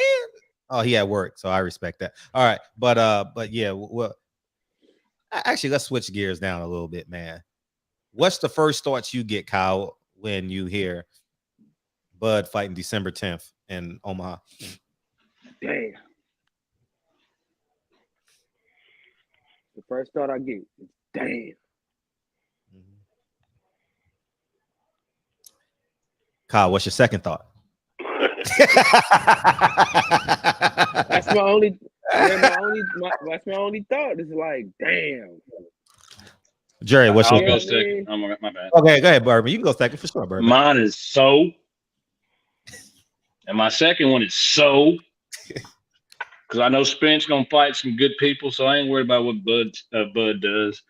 Good luck to him. Mine is simply this. I don't blame Bud Crawford at all. Both he and Spence need to move on. If the fight can't be made between the two of them, which it obviously can't be right now. So good for Bud and Spence both to move on. I just wish Bud was it was a better opponent, like an Ortiz or someone like at the level or close to it. I don't blame him for moving on. I just wish it was a better opponent. Right. Oh, let me bring DJ. Mr. Henderson, I got something to say on it. But go ahead. My first point. He gonna blame Al. We know Fred gonna blame Al. So. Oh, that's well. I'm gonna beat him to it. I just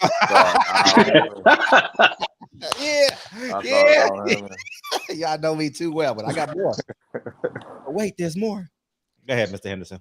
Yeah, that's just what it is, man. Hopefully. Oh no, don't move off the Wilder subject, Gary. I got smoke for Jerry. Okay, no, we got you, DJ. We got you. Go ahead. Go ahead. Go ahead, DJ. No, I'm just saying, he had a problem with Kyle saying Fury cheated. Hey Jerry, I got a question. Is it wrong to call a murderer a murderer? Is it wrong to call a thief a thief? So when Tyson Fury has been busted for cheating before, is it wrong to assume that he's cheating? And the fact that you said, I'm gonna get all this out and I'm gonna let you respond. The fact that you said that Wilder's an elephant, he shouldn't recognize ants, right? It's a reason why if you threaten the president, the FBI will knock at your door. Every threat should be taken seriously, because the second any celebrity or person that's in the limelight, it's like, I ain't paying no attention to that shit, be the very second that same person walk up on your ass and offer. There are crazy people out here in this world. That man sent threats to Deontay Wilder's daughter. You didn't watch the I Am Athlete interview, or the Pivot interview, excuse me. Deontay Wilder was gonna shoot him when he saw him, because he was sending him threats talking about he was gonna duct tape his daughter and all this shit. Wait, time out. Wilder was talking about Charlie Zonikoff on that. Yeah. Oh, I didn't know. I didn't catch. Yeah, he was talking about Charlie Zelenoff with that. Oh, and man. So when he saw him, you could hear him talking about it while he was beating his ass. Like he took it easy on him. He could have really killed him, but he was just beating his ass to prove a point. He was going there to shoot him. I just want you to understand that. And why is it such a problem for somebody who fights for a living to say he actually wants to kill somebody? Nobody who decides I'm gonna fight other human beings for money for a living is completely sane. So with that being said, let's not act like the most logical shit come out these fighters' mouth. Yeah, they might be cool guys. They might be the nicest guys in the world. Don't expect them to say the most sane shit sometimes. So with him saying, I want to catch your body, he meant that shit, because somebody's trying to do that same shit to him. People have died in the ring. He is trying to separate the other guy from his consciousness. That is the quickest way to win the fight. If he doesn't wake up, he does not wake up. They signed up for that. They know the risk they take. So I didn't see a problem that he said it. But I'll go on mute and let you respond, Jerry. Okay, well, I'm going to tell you why, in case you fucking clearly don't know. Boxing is a sport. It's not war. They can say, well, we're going to war. And war, you're out there to kill your enemy. Boxing is a sport. There's a difference.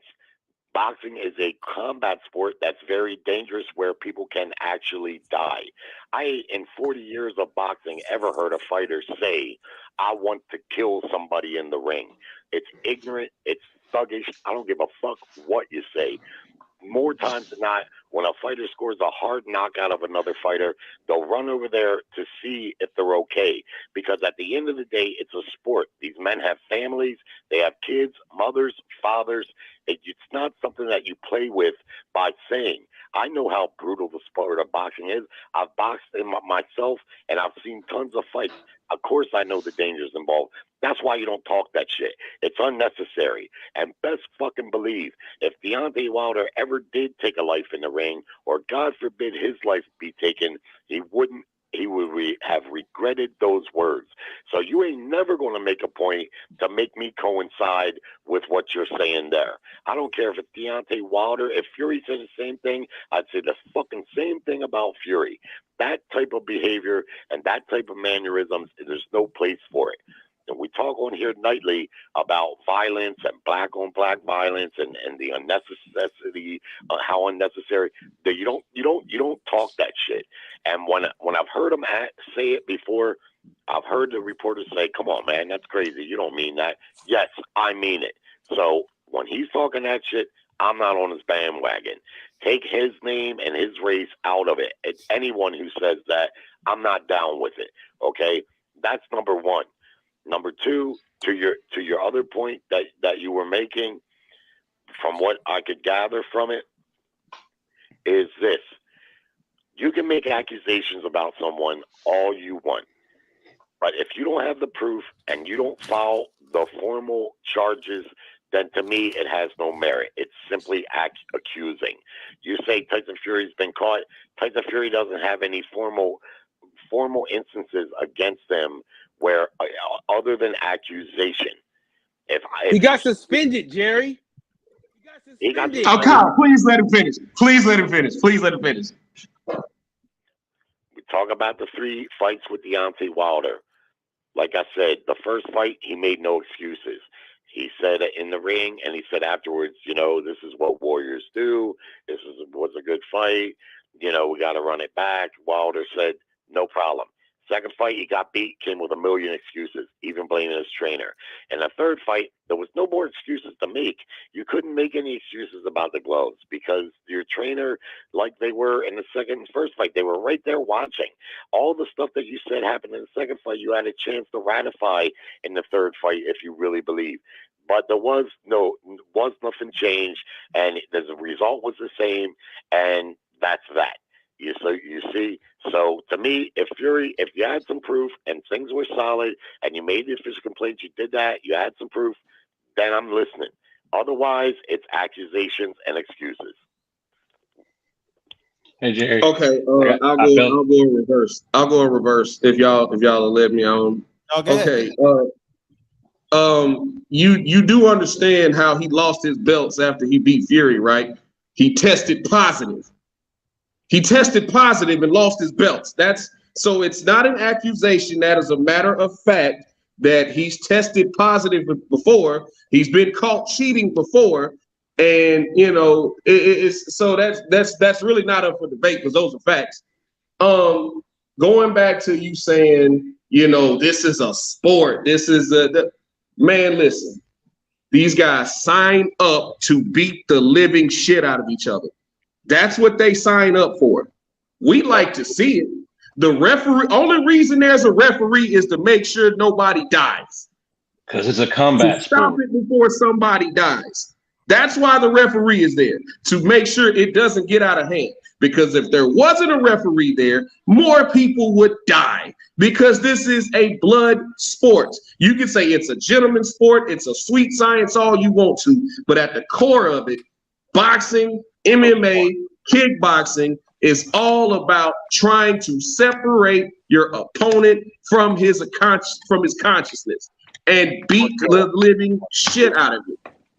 You can have a problem with him saying that all day, but how many press conferences have we seen where you see these guys get up in his face? I'm gonna kill you. You this, you're that. Mike Tyson did it. Larry Holmes did it. A lot of these guys have done this over time. A lot of these guys have done this over time. You can just name the era, name the boxer. How many boxers have gotten up in press conferences and says, "I'm gonna fucking kill you. I'm gonna kill you. You lucky we're not in this place. I would have killed you already." Show me one. So, no, go ahead. So I've just noticed, like, I mean, it's cool that Jerry that Jerry's not a fan. He don't like him. That's not what we're necessarily talking about. But it's just when you try to hold against him some shit that he said years ago, the fact that he said he wanted to kill somebody in the ring, shit, the other guy knows that. And the other guy can do everything he can in his power to stop him. Show me one other fighter that has said that. You show me one fucking press conference. I got you one, Jerry. What's that dude? Mike Tyson told Lennox Lewis he was going to kill him. Larry Holmes told somebody he was going to kill him. No, he didn't. Hold on. Didn't Sonny Liston shoot at Muhammad Ali? How quickly we forget. Did Sonny Liston, did he or did he not pull a gun on Muhammad Ali? Here's the good news. Wilder can have. Okay, I got you. You want to answer that? I got you. Because at the end of the day, the greatest fighters in history had people that loved them and hate them. If you and the rest love him on here and I hate him, that's just going to make him that much better for him. You're not going to convince me to like him. He's going to convince me to like him. I wasn't trying to, Jerry. I was just pointing out the hypocrisy in your argument. That's all. Right.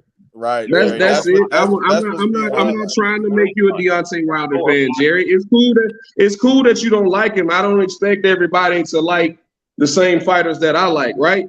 But it's a bit hypocritical when you just hold it up against him, but you didn't say anything about Mike Tyson, Larry Holmes, and Sonny Liston did it. They all did it. They all did it, but you're acting like this is just something new. Who did it? Who did it? Who did Ali talk about? I've said it 3 different times, Jerry. I mean, there's YouTube out there. You can actually go back. You can actually go back and see the video where Sonny Liston pulled the gun on Muhammad Ali. You can go back and see that. Like, there's footage out here. There's footage of Riddick Bowe. There's footage of Riddick Bowe saying he's going to kill somebody. There's footage of Mike Tyson saying he's going to kill somebody. Hell, there's footage of Mike Tyson saying he was going to rape somebody. So, eat somebody's children. And guess what? Eat somebody's kids. Like, people have said worse, Jerry. Nah. So my whole thing is, do you also hate those guys?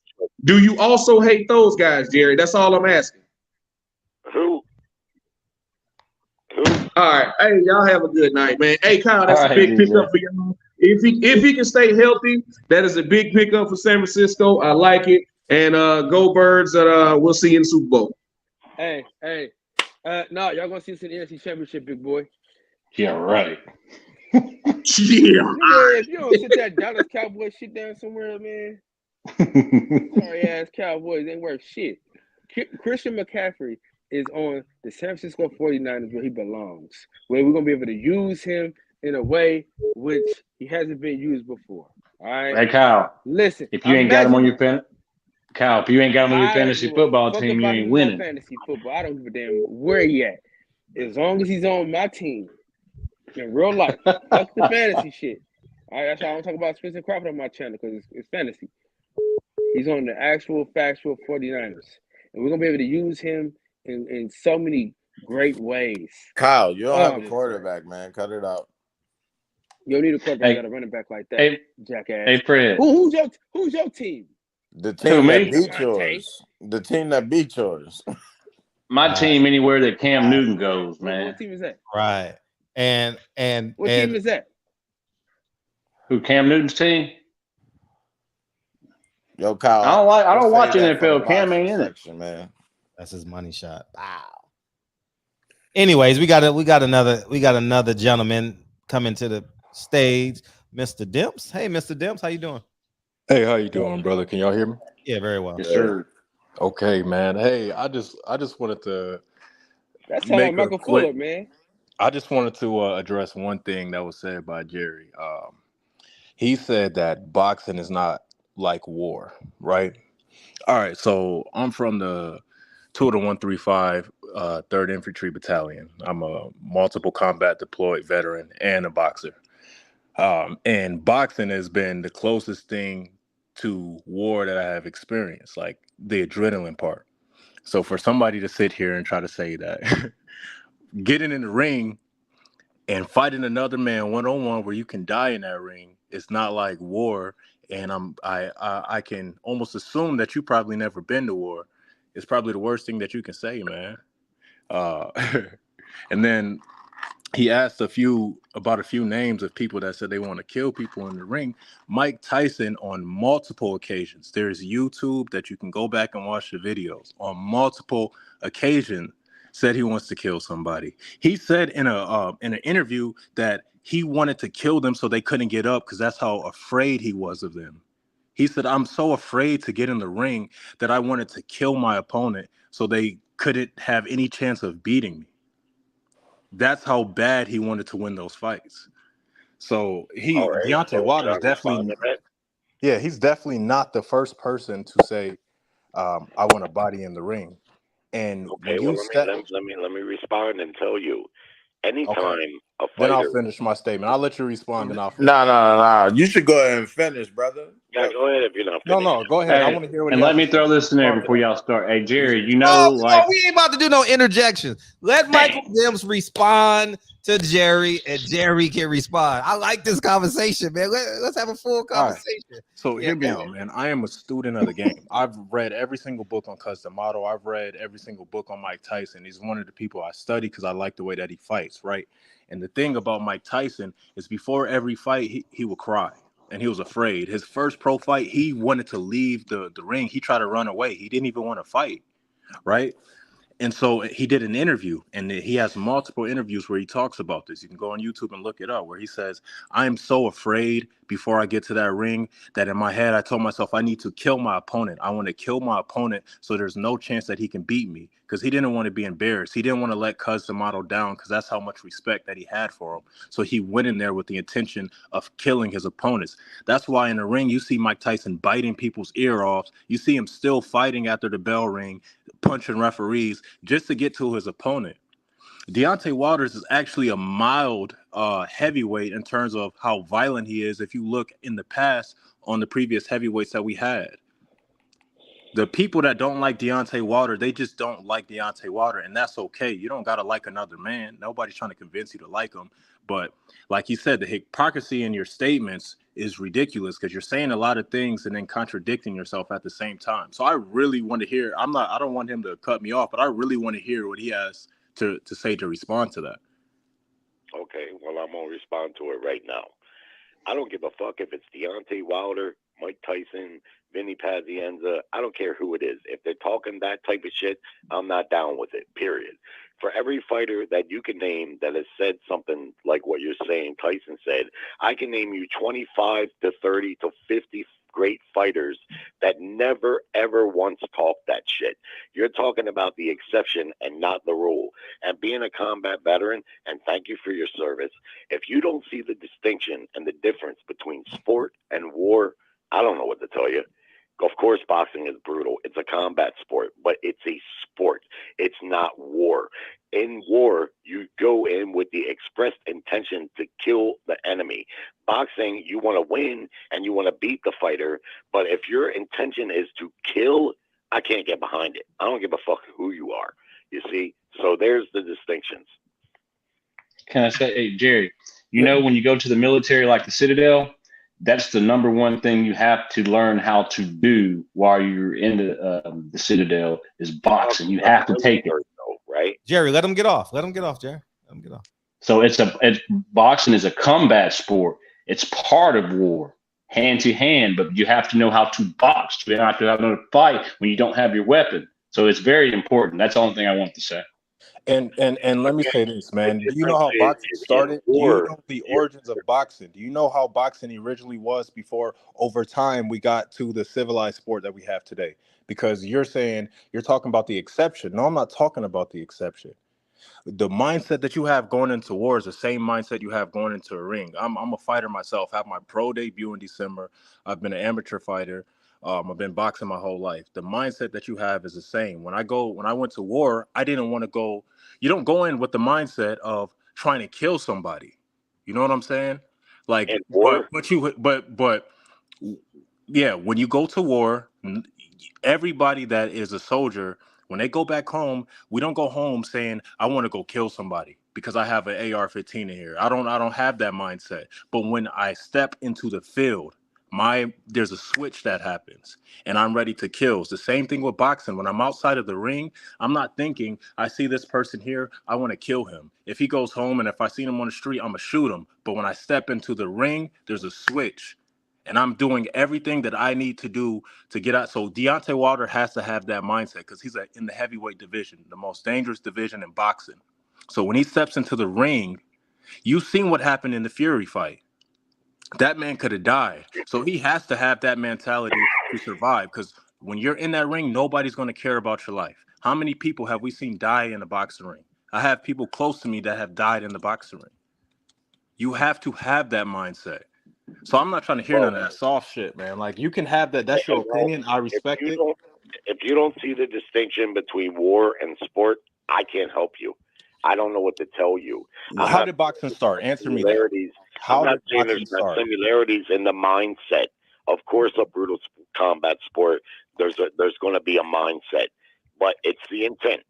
See, sport is sport and war is war, and you're pushing the goalposts. See, you changed your argument now. Now you're saying you don't see the distinction between war and boxing. Hey, listen, man. I'm gonna finish, and then I'm gonna let you finish, right? Let me finish, and I'm gonna let you finish. Now you're pushing the goalposts because I'm not talking about the distinction in the mindset. Now you're saying you don't see. If you don't see the distinction between boxing and war, yeah, there's obviously a distinction. War is not a sport, but the mindset is exactly the same. Going into it, do you think Deontay Wilder sees Tyson Fury on the street and says, "I want to shoot this man, I want to kill this man"? No, but before he steps in the ring, he has the mindset that I want to catch a body in that ring because if he don't have that mindset, he could die. What do you not understand about that? Yo, more importantly, Jerry, I don't understand. Have you been to war, Jerry? No. Okay. Are you a professional? Are you a Jerry? Answer the question. Don't cut me off. Stop cutting me off. Stop cutting me off. You're not a professional boxer. You're not. You haven't been to war, and you're not a professional boxer, correct? Let's see. You're not a professional boxer, correct? Are you? You're a funny guy. You're making yourself look crazy. This man just told you he's a war veteran, and he's about to have his professional debut. And so I have to agree with him? No, you don't have to. You have to respect his knowledge. You don't have to respect what he's saying to you. Do you question the doctor when she writes the prescription? We're not gonna make false. Yo, it's the same fucking shit, Jerry. See, we can move the goalposts a million times. Yo, this dude is yo, Jerry, you look bad, bro. You look bad, well, bro. You're doing it to yourself. All right, hey, we're gonna bring it back yourself. home. We're gonna bring it back home right here. Let me ask you a question, Jerry. Right, so I can understand because we keep moving the goalposts. I want to understand what you have a problem with. So you have a problem with what he's saying, or do you have a problem with the mindset that he has to have when he goes into the ring? Because I can tell you this: no matter how professional a fighter looks on camera, every single fighter has the same mindset when they step into the ring. I've met many professional fighters that are very professional on camera, but in that gym, all we talk about is I'm killing him when I get in the ring. Like, I don't know a single fighter that doesn't say that when they're in the gym. And I've met professional fighters. Okay, well, I know plenty of professional fighters. That's not so. Answer my question. What do you have an issue with? Right. Okay. Is it the mindset, or is it that he said it publicly? Answer, you're gonna have to let me talk. I know professional fighters, plenty of them, probably 25 to 30 since the 1980s. And what I can tell you is this: I know what you're talking about the mindset. Of course, it's a combat sport. Big part of my problem, since you asked, is the saying it. Yes, I don't like the like it when they say that. I never heard Ray Leonard, Floyd Mayweather, Muhammad Ali, George Foreman, Ken Norton, Marvin Hagler, tons of great fighters. Never said that. Floyd said it plenty of times. Hold on. They've said, I'm going to kick his ass. I want to knock him out. I want to beat his ass. Of course. To me, there's a distinction to be made between that and saying I want to kill him. And there's also a distinction between war, where the expressed intent is to kill the enemy, and sport, where the expressed intent is to win, not to kill, but to win. You see what I mean? So there's where my fundamental problem is between the one and the two. And so you don't have an issue. Wilder or Fury or whoever says it or connotates it, it doesn't matter to me. Okay, so let me clarify. So you don't have an issue with the mindset, but you have an issue with him saying it. More so, yes. Okay, so have you ever been to the Floyd Mayweather's doghouse? I've watched the YouTube videos of Have you been there, though? Because when the doghouse happens, you know what happens when Floyd's favorite fighter gets in there with somebody he doesn't like? He goes, kill that motherfucker. Kill that motherfucker, man. Have you ever been to the doghouse? Well, that's what Floyd does, and I don't like it. I mean, what am I going to say? It's okay because he does it. I'm consistent across the board. I don't like the talk of killing when it comes to sport. Okay. Competing, yes, all the way to the teeth. Okay, we have an understanding. Stone cold out. But when talking about killing them, you can get killed. And you say you got a pro fight coming up, I will pray for you that you don't get killed, that you compete and you live to fight another day because it's sport.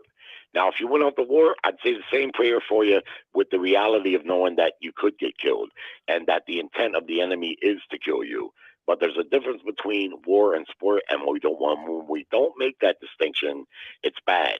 It's not only bad just for the face of the sport, it's bad for any kids that might be listening. It just installs the wrong mentality. It's the wrong thing to say, and it just is. And I know you guys like Wilder, but it's not. It's the wrong thing to say. Now, imagine if Wilder, who's got beautiful little children, imagine if he's the body that winds up on his record. And that's the risk that he takes. That's why he goes home with millions of dollars. Let me say something. I will correct one thing. It's not the wrong thing for children to have that mentality for boxing. And there is a distinction between war and boxing. Again, if you listen to what I said, it is the mindset behind war and boxing that is the same. And if you don't have that mindset in boxing and you get in there with a dog, you get in there with somebody like Spence, you're going to get destroyed. Ugas, perfect example. Ugas, if he had the same mindset that Spence had, Spence might have lost that fight when he got the cheap 1-2 when the ref said stop. If he would have kept going, if he had that killer, if that was Mike Tyson in there with Spence, I don't know if Spence would have been able to recover from that. You know what I'm saying? I don't disagree about the mindset. I already told you that. I get that. I can clarify. Your issue is just him saying it. So you don't care that people train every single day with this mindset, but you care about them making it. You care that he's making it public that he has the mindset. Yeah, I don't like it. Okay, we have an understanding. I don't agree with that, but we have an understanding. Wilder, I wouldn't like it no matter who it was. I didn't like it, and Fred knows this because we had a bad discussion on his panel. I didn't like what Plant did to Darrell the other last weekend. To me, that was classless. It was unsportsmanlike. I didn't like that. And so you don't think it's anything racial. Last I looked, Plant is a white fighter. But Fred knows. And I went on other shows saying the same thing, and I called a lot of hell. I don't believe in that. I believe in sportsmanship. I don't believe in sport that you want to kill. That if you really feel that way in your mind, I get it. It's a combat sport. But man, you shouldn't be saying shit like that because you may wind up the body on your record. And then what are your little kids, your beautiful little girls that Wilder has that I'm sure adore him, then what? Then what? Then karma comes back to bite you in your fucking ass. And then I know Fred ain't have no time to regret saying what you said. Jerry, Kyle's told you he's changed, though. I'm not going to like it. Shout out to Bud. Shout out to Bud. Yeah, speaking of Bud. Now, go ahead. Now, Fred, on the topic of your show here is Paulie Malignaggi. Yes. I've seen on several shows in the last 2 days, this has been the topic, this interview that he gave. And I'm curious to know if you take umbrage with the interview and what parts you might take umbrage with. I didn't watch the Paulie Malignaggi, and I just know Paulie. I've been around him for 10 years plus. I just think we've gotten to a space where we're just fucking soft. You know what I mean? Like at the end of the day, we're just fucking soft. Like if we're in a sport, right? And I say I want to beat your ass, your mama. If I could say your mama's a bitch, I could say fuck you, black man. Fuck you, Mexican man, and other terms, you're a racist. If you go into I'm gonna overstate that word. If you're going to war with a person, who gives a flying fuck? Like I think we got too many beta males, and I think both sides of the fence. I think Paulie's supporters are beta, and YouTube channels are beta. I think all these black YouTubers are beta. Like at the end of the day, Devin threw the first punch. Paulie Malignaggi countered. Racist or not, who gives a flying fuck? They countered. Paulie countered him, and that is what it is. Like, and I don't see I honestly don't see what the big deal of it. But the reason why I put it, because I'm running away from it. But I guess so many people are doing videos on it and talking about it. It's coming in my my DM, right? That's how y'all communicate with me. So I'm like, oh shit, people want to. If I get 3 or 4 DMs, I know people want to talk about it for that day. So I put it in there, and I personally don't care. You know, Paulie is really insignificant to me, like for real, like, and I think Devin can beat him, you know, and my last point, and feel free to respond, is we can't control how people interpret non-black people when Devin say he'll never let a white boy beat him. White people have the right to interpret that any way they want to interpret that, right? Okay. And non-black, I say non-black people or black people, you know, like when Devin Haney said, like, yeah, ain't no white boy gonna beat him. That's how I'm gonna respond to it. You know what I mean? And two, a white boy has a right to respond to Devin. I bet you can't beat this white boy. Okay, well then I would ask you this. Yes. Since we're talking about that specifically. Devin Haney said, and his quote was exactly, "I'll never lose to a white boy. If I fight a white boy 10 times, I will beat a white boy 10 times. Right. That's what he said. Right. If Lomachenko said, "I'll never lose to a black boy. If I fight a black boy 10 times, I'll beat a black boy 10 times," would you feel the same way? If he really felt that way. Just as okay for him to say it as it was for Haney to say it. If And They both got to back it up. I'm telling you how I would respond. I would respond and kick that nigga's ass. That's how I would respond in 2022. So it would be okay for Loma to say it. I mean, it's. I don't They're care. fighters, Like, dog. I don't care. Like, honestly, in 2022, I don't care. Okay, well, here's what I'm going to tell you. Yes. Respectfully, I don't think that would be the case. If Loma said that in reverse about Haney, black folks would you just did it. You just did You it. asked me that last week. You're assuming what black. Paulie, don't assume when we got the facts. Listen, you're assuming based off of the media. You are assuming. You honestly. That's why I asked you honestly. Hold on. No, don't know. I'm gonna do you the same you. way. The same way we did. Don't change the absolute. Don't change what we have. Ain't nothing changing. You are, because you're saying, what if? Talking about Paulie Malignaggi. I'm talking about Loma and Haney. Well, Loma ain't said it, and Loma is not gonna say it. So why don't we just deal with what we have here? Why can't we just make that equivalency? No, because it's never happened. It's never happened. Listen, man, bro. No, he answered that question too. No, congratulations, Lamar. He got his first commercial. He said that if he said that, then he'll say, "Whoop him." Then he answered your question, and then you brought it back and saying, "See, I don't think that would be the case," and that is an assumption. Now, let me answer this too. Listen, you're making that assumption based on black media, and black media does not speak for black people. They don't speak for real black people like me, bro. When I go overseas, I am the super minority. I had 3 guys with me that were black when I was overseas, and I was overseas while the George Floyd trials was going on, and I got to sit here in war with motherfuckers that are talking about putting knees on other people's necks, and we can't let that stuff get to us because we got a mission to focus on. Like he said, we got too soft. The media has dumbed us down, and y'all believe these media narratives about how black people feel, and some of us do buy into that shit, but not all of us do. So that assumption that you made after he answered your question is most definitely an assumption, because he said, "Whoop them then, prove it then," and then you come back and say, "Well, see, I don't believe it." And if you insist on that, why then is there such an uproar about what Paulie said? No, you asked me the question. You're forcing this issue on us. That's what you're doing right now. No, I'm simply asking, looking for answers. Jerry, you kind of asked me this last week, and I told you, I said, if he whoops him, hey, that's what he does.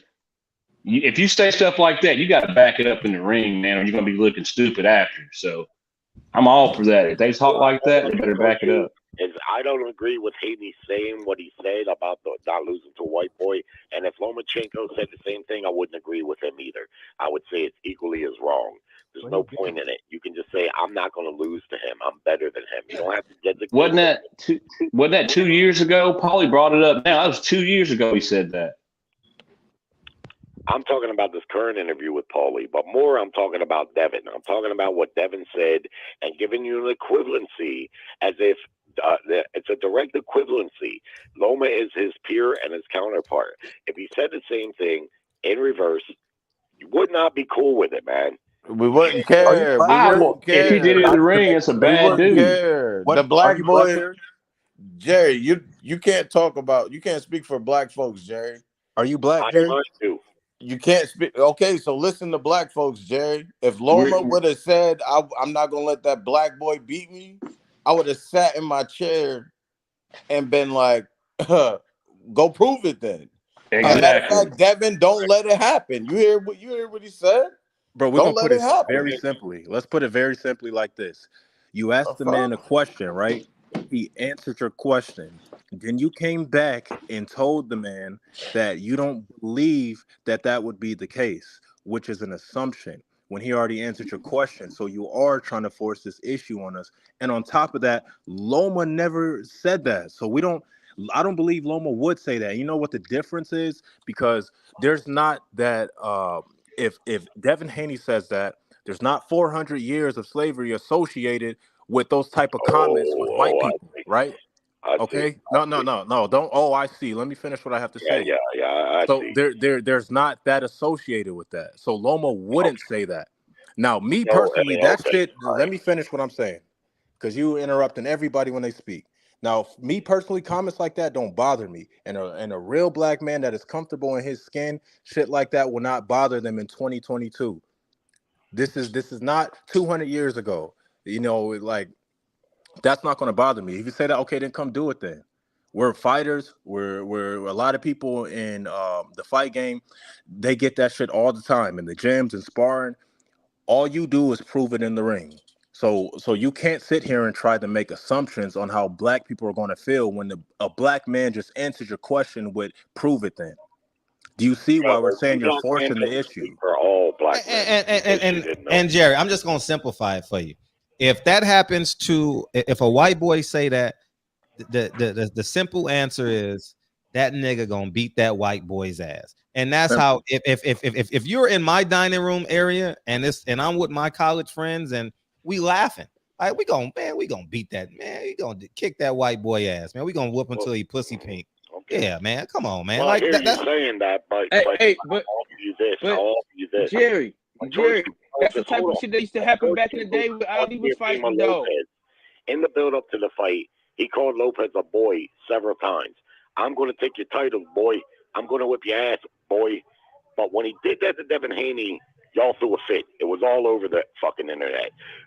Cambosa's called. Who's y'all? Hey, you look bad, bro. Jerry, you're fishing for a racist conversation. You're fishing, bro. You're fishing, dog. Dr. Michael Fuller is not on the panel.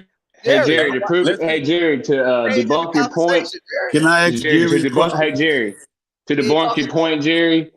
You asked Fred, what would he say? Fred didn't even think anything about it, because if he did, he would have posted a Paulie, Molly, whatever his name is, said this. Boom. We didn't even talk. We don't even care what Paulie says, really. Listen, man, Jerry got fired because he's a fucking idiot. We don't give a fuck about Paulie Maldonado. My point was, I don't give a fuck. We're giving Paulie value. That was going to be my sermon tonight, but I never got on it. Exactly. Hey, let me say one thing, man, because I deal with this all the time, bro. Jerry, you're intentionally being obtuse on this subject.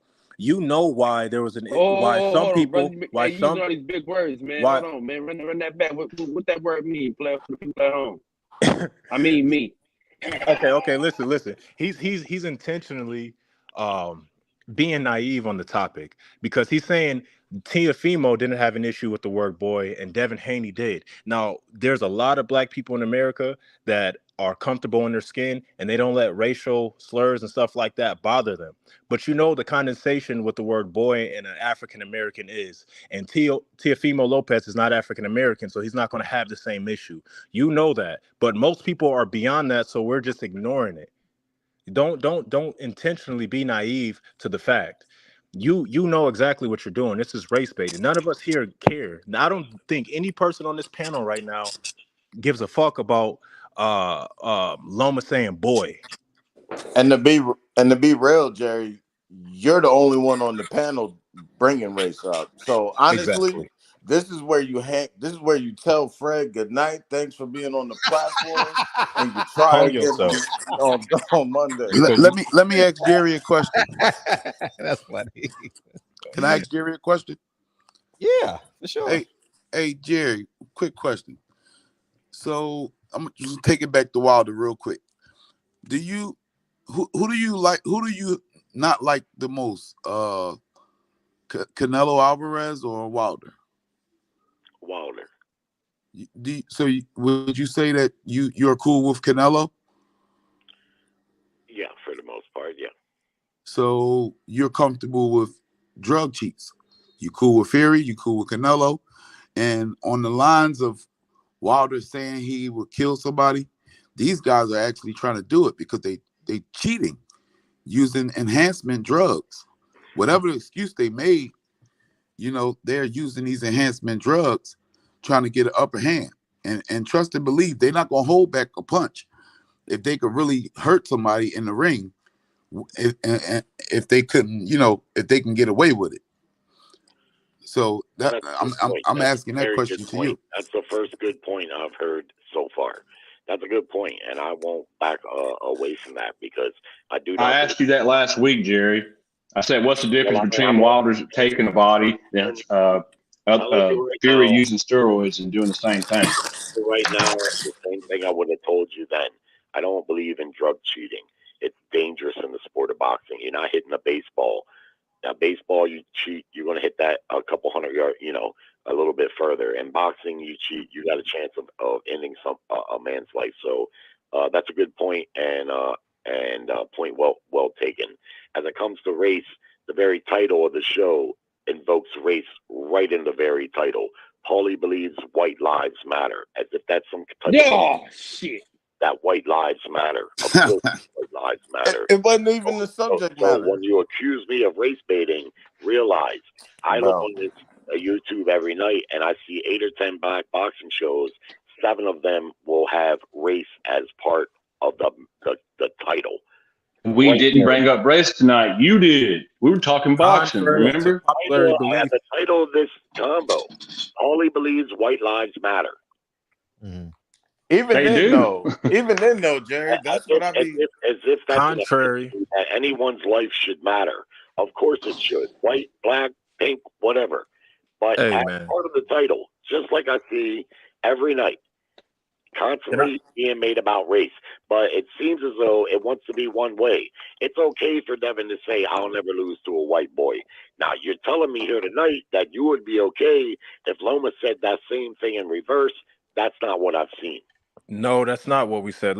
Can I address this and then let's get back to boxing because I'm done talking about race. And I'm addressing the motherfucker Michael Atkins in the comments as well. Mm-hmm. He's saying history has shown this to be true. Contrary to popular belief, the media does not represent the body of African Americans, black people, whatever you guys want to categorize this or call us. Somebody said something true in the comments. In America, the ideology of black people is so divided that you cannot pinpoint us under a topic like this. You're saying that because I may feel one way, but there might be somebody in the comments that might get offended by that statement. And we can go in circles all day talking about, well, I represent black people. Well, he represents black people. But at the end of the day, we all have our own fucking mind. We're all going to be offended by different things. So let's forget the race bait. Let's get back to boxing, and let's talk about some real shit, man. Because you're talking to very intelligent black people in this panel right now. I can articulate what I'm trying to say very well. If you wanted to go down the racial path, then we can do that. But I don't think people in the comments want to hear about that. They came here to hear boxing. So let's talk about boxing. Well, every night we talk about not just boxing, but we talk about other topics, and race is often one of them. So in case what are we talking about right now? What we're doing here tonight ain't no different than what we do every single night. You don't want to talk about it. Since I've been in this chat, you're the first person to bring up race on the panel. So I'm saying is the title of the thread, the very thread. It's right there in the very, very title of the topic. But You don't are the tell first me person in this I'm the only panel. one because it's and right you are there. the first person in this. That two can be true at the same time. You are the first person in the panel tonight to bring up race.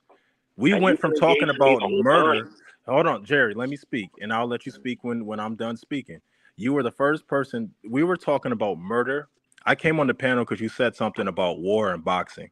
I mentioned nothing about race when I came on the panel. You prompted a question to Fred about, well, what do you think about this? You completely changed the topic from murder. You moved the topic, you moved the goalpost again, like you've done many times tonight. When somebody debunks what you're saying, you move the goalpost to something else. Well, okay, forget the murder thing. What about this? Do you have an issue with Devin Haney saying this? What if Loma said that? And you brought up a hypothetical situation. Loma never even said that. So I don't know what we're talking about here. If Loma said that, then I would understand why we would have a debate about race right now. But he never said that. So your whole basis and your whole thesis is off a hypothetical situation. Kane wanted to jump in. What's up, Kane? Kane? I had a run on my phone. Fred, I no just worries. want to hop in and say, I mean, it's the last show of the week. So I just want to say I hope everyone has a good weekend. And hopefully everyone stays safe. That's pretty much it, Fred. Have a good night, Appreciate brother. it. Appreciate it. Salute, brother. Hey, Jerry, just take us at our truths, man. Like if a white dude said that, and we're giving you our truth right now, like shit, he got to back it up if he says that, and he gonna look bad if he don't. That's how we feel, man. We don't want to talk about race, like Meg said, man. We're tired of this shit. We didn't talk about it last night, so shit, it's relieving, man. But That's fine. I don't have to talk about it any further. I'm just a little tired of the last 2 days. And so oftentimes it is about race, but that's why we're trying to get away from it. It's always aimed at someone other than your race. And in this instance, in the last 2 days, it's been about Paulie Malignaggi. Fair enough. If you feel that what he said was racist and stuff, that's fair enough. Racism is not a one-way street. It's not a one-way street, and this is why you're starting to see more pushback from other races, because people are getting tired of being claimed that everything they say is racist against black people. And I frankly, you're literally only talking about your race. So you're all right, I gotta address this. Hold on, can I, man? Listen, you want to know what I learned in high school from a white teacher? That, and this only applies to America, right? And what you confuse the word racism is prejudice. Every race in America can be prejudiced. We can have prejudice against another race, but the word racism in America is associated with the power dynamic, and the only people in America that have the power dynamic to be racist are white people. That does not mean not everybody can be prejudiced. I can have prejudice against white people. I can have prejudice against Mexicans. I can have prejudice against Asians. I don't want to sit here and keep talking about race, man. You just said yourself, you're here talking about this because you were sick of what we were talking about yesterday. So you're taking your frustration from yesterday and you're bringing it into today's conversation. Well, yesterday and today. Right.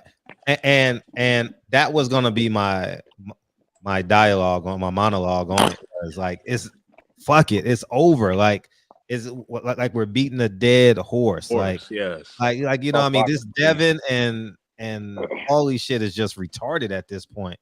You know what I mean? And that's what I was going to say. You know what I mean? If you read the title the way it should be read is Paulie believes white lives matter. And the reason why I said that is because it's a fact. Paulie believes white lives matter. Now, can we move on with the subject? I wasn't coming from a race bait. I was, if you read it how I put it. But anyway, enough about that. I really want to talk about this Bud shit. Can we get 30 minutes on this Bud shit? Yes, sir. Hey, yeah, you know, I am like, see, I can go at this multiple ways, but the fact that Bud went with Black Prime, and I'm uncertain about his guarantee, but the fact that he's taking a risk on his career in terms of uncertainty of guaranteed money, uncertainty of total gross, total net, you know, I really believe on some level that Bud did make an attempt at making this fight. And I do believe, similar to way Al Heyman did Gary Russell, is the same way he did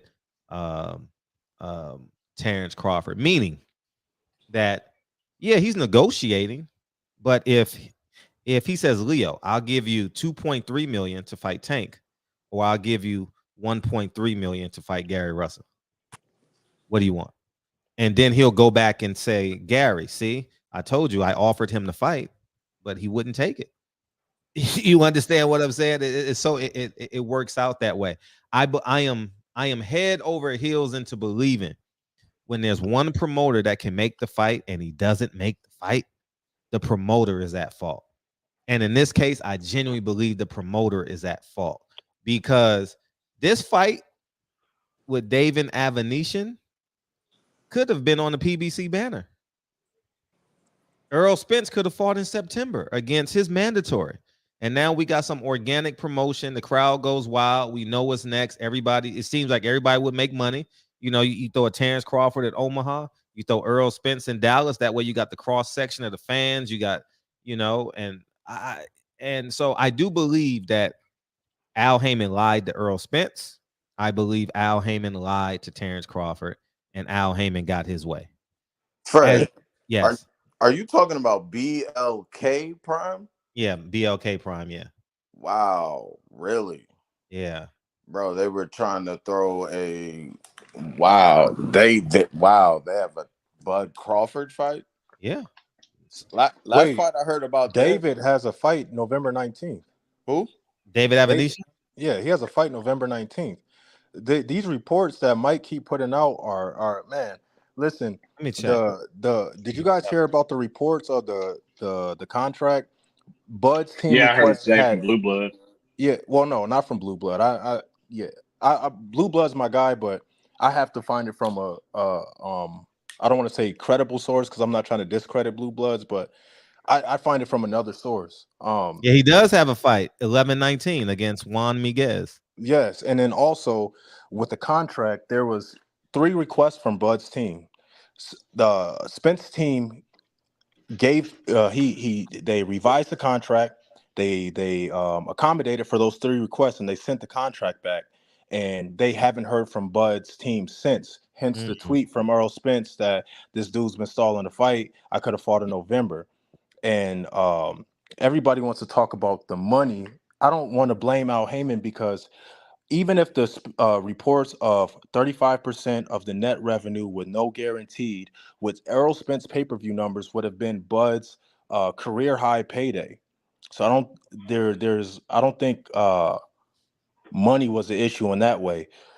I think the issue was he wanted approval of expenses. Even transparency, everybody's talking about transparency. That's a normal thing. We just don't hear about it. With these type of contracts, any good lawyer will tell you to ask for transparency. That's not an issue. I think the issue is approval of expenses with Bud's alleged ties to DK. And so when we talk about these contracts, like, there's a lot of misinformation going around. So we got to just clarify the sources on a lot of this information, because David has a fight November 19th. Now, I haven't heard anything about that getting canceled. Until I hear that, I'm not really believing these December reports from Mike, who has been shown time and time again to be putting out false information. And let's hope it's not. Let's hope Bud's fight is not on BLK Prime. Last I heard, they were trying to throw an event with some like YouTubers, or some YouTube personalities. That's how I'm familiar with BLK. And Blue Bloods is with BLA Prime. Just if you guys want to put some connections together there. Oh, he is? Yes. That's not true. That's not who he's with. But go. He has a video on his YouTube page if you guys want to go fact check me right now. I mean, I talk to the man every day. That's not his promotion company that he with. So tell us, fix it. No, I mean it's something. I can't remember the name of it. It's something else. Though. It's not that though. Anytime. I don't think that's well. They got Brian Norman. Don't he have something to do with Brian Norman? Yeah. And that ain't and that's not the same. Hey, please go Yeah, fact check me. Somebody check Blue Yeah, Blood's he's fighting page on right now. Ryan Norman is fighting on BLK on November 12th. Yes, he has. It's on Blue Blood's page right now. He has a whole video about it. Somebody can fact check me, and I will stand corrected if I'm wrong. Yeah. So if all the Twitter mics want to screenshot this and produce an argument on Twitter, here it is. He has a fight November 19th. In case you guys. Yeah, I think Blue last month he talked about his that I agree with that. He did talk about that last month, I think. Well, congratulations to Blue. Fred, I'm pretty sure a football player owns BLK Prime. Yeah, he came on here. Desmond Bishop. He came on here. And let me show you guys right here so you guys can see it. They have good streams, Fred? I've never been on it yet, but here it is right here. Brian Norman, November 12th, Kyle, on BLK. It's bang time, Black Prime Boxing. So he's fighting the main event November 12th. And then we got that's what it's called. Black BP Prime. Yeah. BLK. So Blue Blood posted a video about having associated. Yeah, Black Prime. That's what it's called. Yes. I thought it was that Black People Network. So what is Blue Blood on it? So what is Blue Blood? His partner. A partner? Like he's an investment partner, or he's a like media partner? Like is he financially invested in this? I can't. Didn't he signed a boxer? Blue did. Yes. Yes, it was on his video. I remember it now. And I missed that. I missed that. Yeah, it was last month. But I'll get it for you. He's trying to do some stuff. I can't speak on it because that ain't my business to tell. But you know what I mean? Congratulations to Blue Blood. I'm happy for him. He said that in his live last month about this, and he signed a boxer. That's one of the guys, isn't it? Yes, it is. I won't speak on Blue Blood's business. I just will point you to his channel. Well, we can't hear you. Well, tell us what he said publicly, because I don't know, because it was probably in his live, and I probably missed his live that day. So feel free to elaborate. Congratulations to Blue Blood on thinking outside the box. But go ahead. Yeah, Blue Blood's a great brother, man. I don't know his exact association with it. I know he has a video saying he's associated with it and he signed a fighter. I don't know the details of his association. Okay. But that's beautiful. Yeah, but that's why the David reports just seemed a little fishy to me, because I know he has a fight November 19th. So hey, Kyle, tell us what you know. Tell us what you can tell us. What he said publicly. I mean, I don't know what he's talking about publicly. I know he said that he was working on something as far as this, but I thought there's another streaming service that's spelled like that, but it's for Black people, like all the shows and movies and shit. So that's what I thought he was talking about. But Black Prime is something that he's doing with some powerful people. So okay, so Blue Blood is the promoter or manager of Brian Norman. Yeah, he's helping put on fights. He had him and his dad on that show when he was announcing all that. And did he say that he's a manager or a promoter of it, or what? I'm going to get it. I just know he said he signed him. He did, because I want to help him promote it. Shit. Yeah. Promoter. I want to help him. I want to help him get his name out. I want to help Blue Blood for sure. That's a big deal. Jerry, you got anything on this, man? Damn. Anytime I see a fighter like Bud Crawford, who's probably my favorite active fighter right now, it's sad to see such a great fighter be so poorly represented. I see this with Marvin Hagler, and maybe a better example is Bernard Hopkins. For a good part of Hopkins' career, Don King was his promoter, and he was fucking the hell out of Bernard. Bernard was getting less than $100,000 per fight when he was making those middleweight title defenses.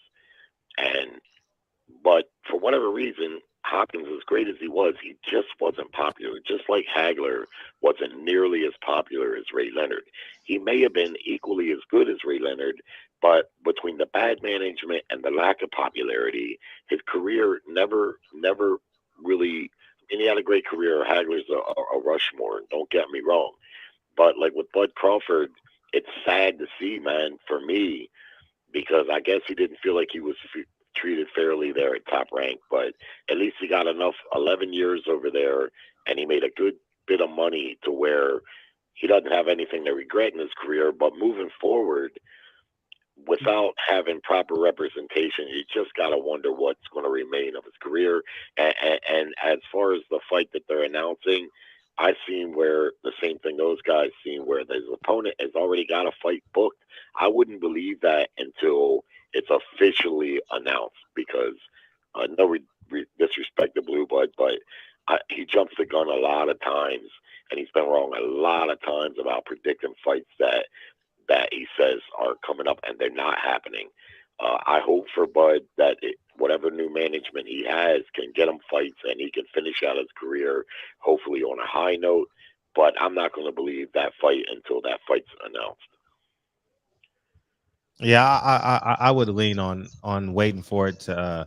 Just said Bud signed to BLK Prime, so maybe the fight is true. So, Blue Bud just announced, because I know Blue Bud is live. We go live at the same time sometimes. So, hey, I found the video, Fred. I'm gonna send it to you. All right, timestamp it for me, and we'll play it. Okay. So, all right. So I guess the barbershop is going to be an affiliate of Blue Blood Promotions. I would love to see Bud fight Ortiz, and I'd love to see Spence fight Boots Ennis. Well, Earl's about to fight Keith Thurman in February. Is that what you think is coming? Yeah, I mean, it's just too much noise.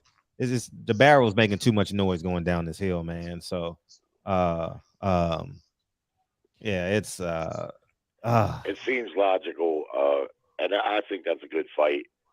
But for the sake of elimination, like the top guys, I don't know. I like to see these young guys. I love to see Boots get a shot, and I'd love to see Ortiz get a shot. And they're both like #1 contenders to Spence and Crawford, so they gotta be in line there somewhere. As long as the politics and the different promotions wouldn't hold things up, to me, that's the two best matchups. I do like the Spence Thurman matchup, but I'd rather see him match with Boots. No, he's not in within PBC. There's no way Al would spend money on Jerron Ennis when he didn't spend it on Terrence Crawford. So Keith Thurman fight is next, and I believe that's what Al wanted all along. He negotiated. You don't think that they wanted the Crawford fight? Nah. You don't think that? 100% don't. I think they did. Oh, you talking about? I 100%. I 100% don't believe, because you get the fight done. It's a huge fight, you know, and I don't believe PBC wanted it, because you listen to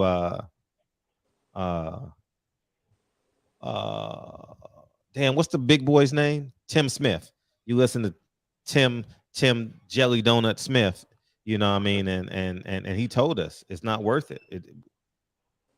We ain't got the money. Well, that I believe. I don't think the fight, to pay the fighters' purses to what they should be and what they want, I don't think the fight is going to make any money beyond that, and that's where I see the problem being.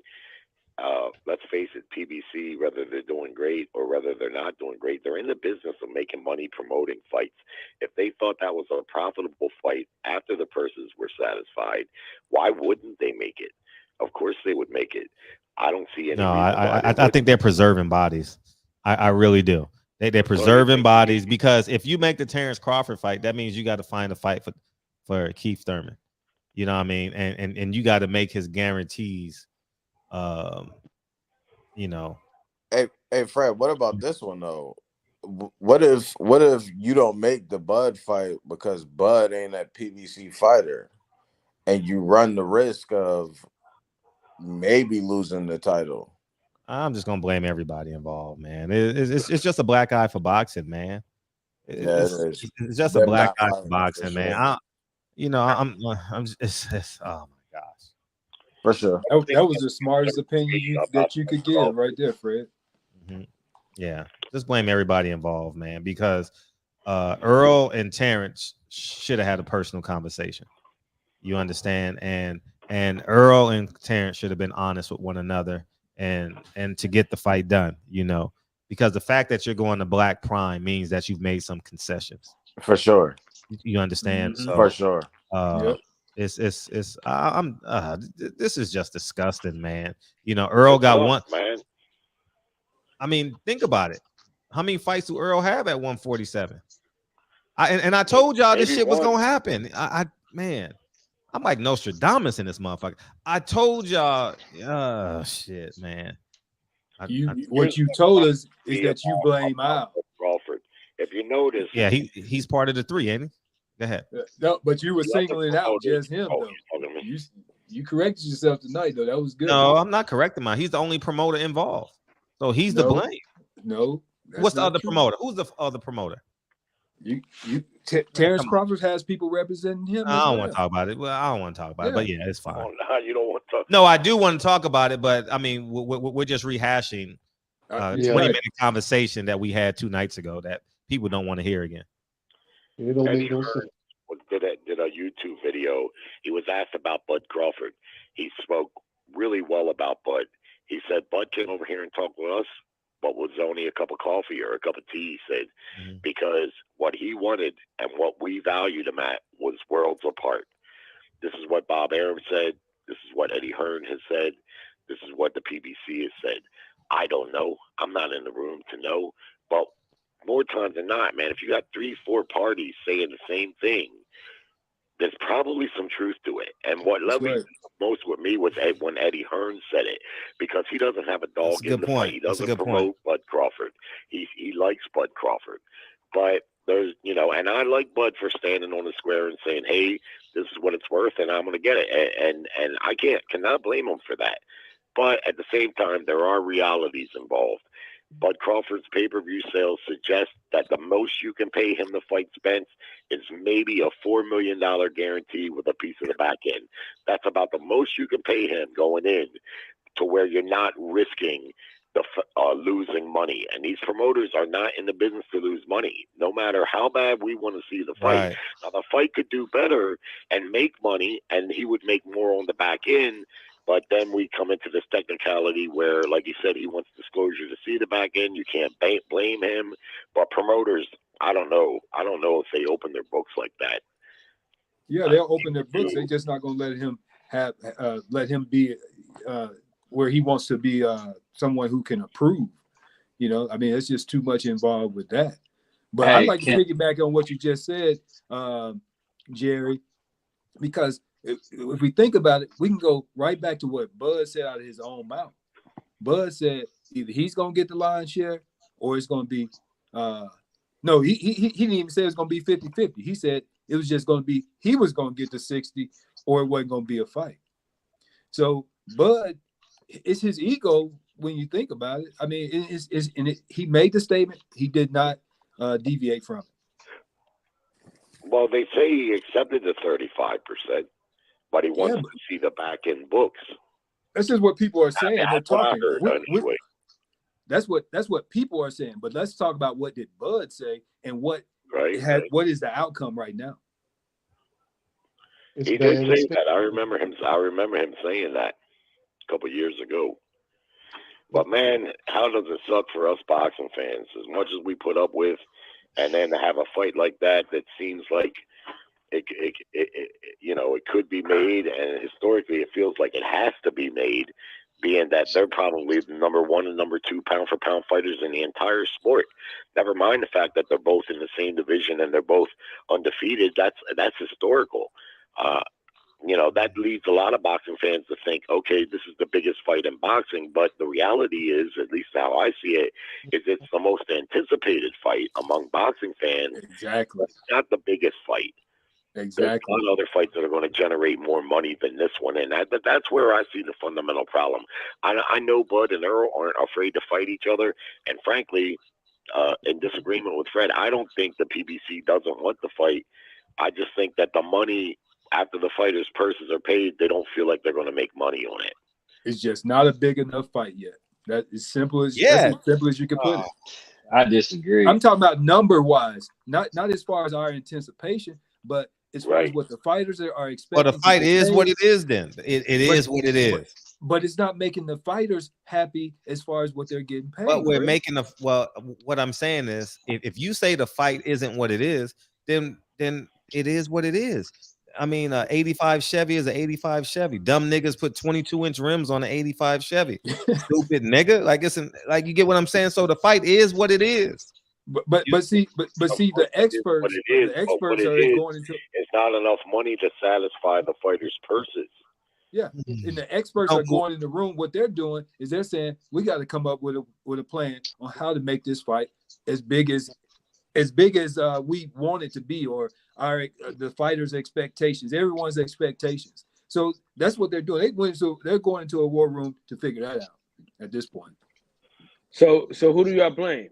The fighters or the? I blame everybody. I blame everybody. Everybody gets the blame from me. Yeah. You know, and I do believe the man who has the money, you know, gets the lion's share of the blame, since that's the word of the day, and that would be Al Heyman. Because if the networks isn't giving him the money, you know, why don't he go to create a network? Why don't he put up his own money? You know, why would he do that? Why would he make a bad business decision? I'm not asking for you to remix. I'm not. This is an absolute what I'm saying. So you rebuttaling me, you might as well just make a statement as opposed to a question. I'm saying this is if you have Errol Spence, Terrence Crawford, and Al Heyman in the middle, and Al Heyman is responsible for network and money, then Al Heyman has to make the executive decision to make this fight happen. You know, by the way, by Errol Spence's tweet, it don't look like he was in communication with Terrence Crawford and vice versa. You know, and the fact that Terrence Crawford said all that shit to Blue Blood and didn't put it on camera the next day leads me to believe that there is some games going on. There is some gamesmanship going on. We'll never know until Terrence Crawford come out and speak out, whether he got tweets, emails, DMs, phone conversations, whatever the case may be, because everybody's looking stupid. Because now if he signed the Black Prime, now guess what got to happen? Now Al Heyman got to negotiate with Black Prime now. Oh man, it's just a whole bunch of bullshit. And I stand by what I say. Al Heyman needs to be kicked out of boxing, because what he's done to these PBC fighters and careers and made them so inactive is an atrocity. But that's a whole different subject. But as it pertains to Spence, Crawford, and Heyman gets the lion's share of the blame, and I blame Crawford and Spence for not being able to communicate with one another. Yep. Anyway, like you said, I'm not going to rehash it with you. Mm-hmm. According to where you rank, Fred. Anybody else want to? Kyle, you got some? What's up, Kyle? Yo. Oh, I'm sorry. Go ahead. I think what's up, everybody just. I think I'm gonna blame the business of boxing, bro. You know what I'm saying? I'm gonna blame Bob Arum for lowering the value of Terrence Crawford. I'm gonna blame Al Heyman for not wanting to pay the money. I'm gonna blame Showtime for not wanting to kick out the dough. You know what I'm saying? I'm not gonna blame the fighters, bro, because at the end of the day, you get what you negotiate. So, nigga, if I feel like I'm worth this much money, I'm not finna take less. So fuck what they talking about. You know what I'm saying? If I feel like I'm worth $3 million, they give me my $3 million. If that not, sounds good. shit, fuck it. Sounds right. You know what I'm saying? At the end of the day, we're not in there taking them ass whoopings, man. We're not in there risking our lives, man. Bro. So fuck them suits, man. And so I'm not blaming Terrence Crawford. I'm not gonna blame Errol Spence. I'm gonna blame the motherfuckers with the checks, nigga. Fuck them niggas. But and they got to the accept the check, Cal. They got to accept. They got to accept the check. I mean, look, if they're not willing to accept it and bet on themselves, because the deal could be cut and sliced a whole lot of ways. And you got this thing that they talk about, the back end, pay-per-view, all this Ain't type no of back stuff. end. This shit phony. You got to bet on yourself. The whole time when you look at it, between these two fighters, Crawford has been getting big guarantees. Spence has been betting on himself. He's built his pay-per-view money up. You know what I'm saying? So if he's the one that's bringing most of these pay-per-view buyers to the screen, all right, then he should get the lion's share. You know, but at the same time, you gotta blame the fight. You gotta blame the fighters if they're not accepting what the deal that's proposed to them, saying, "Hey, we can only afford we're only willing to guarantee this amount of money. The rest of it, you gotta be the producer of that. All right, question of the day though. When has it ever been a fight where you didn't get no guaranteed money up front? I don't know. That's the fucking point, man. They didn't want to get a man no guaranteed money. What kind of horse shit You don't is have that? proof of that. And You don't have proof of fuck that. what you talking about, man. They never done that before. You don't have Never done it proof. before. Now all No, of a you don't sudden you have want to proof do that it they now. weren't gonna give Anthony, them let him guaranteed respond to you, money. Anthony, let him Listen respond to to what you. I'm telling you, bro. There's never been a time that the PBC hasn't given nobody no guaranteed money. Everybody get guaranteed money. So they wanted him to get the back end of the money, but not be able to see the books. That don't make sense. Dude, That's goofy. That's but goofy business. Why would he do that goofy shit? Why would he? Y'all not gonna give me your front end. Y'all not giving me guaranteed money. Do y'all want to? Then I can't see what's going on. How much money we really making? Fuck that, man. Dog, it's the business of boxing, man. It's always gonna be the business of boxing. See, us as fans, we are conditioned to blame the fighter. No, blame the people with the fucking money. You can't prove what you're saying. Hold on, bro, listen to what I'm telling you, dog. He worked his ass off to get to that point. That's what he did. He busted his ass in that gym to get what is coming to him. That's a big payday. That's what he worked for. But you're making an accusation, Kyle, that you don't have anything in writing or any way that you could prove. Everybody what already you're talked saying. about it, bro. They already talked about it. The They have reports not already been talked out. about it. Has All the PBC, reports been out Al already. Heyman hadn't talked about it. Terrence Crawford hadn't talked about it. Errol Spence hadn't talked about it. The people that are in the middle of the negotiation have not said that. You have YouTubers that are making these claims of what they hear, what they heard. You got reporters that have said things, and they have all been wrong each time. And those reporters are coming from the ESPN side. Listen, They've been lying the whole time. Listen, there is somebody that is attached to him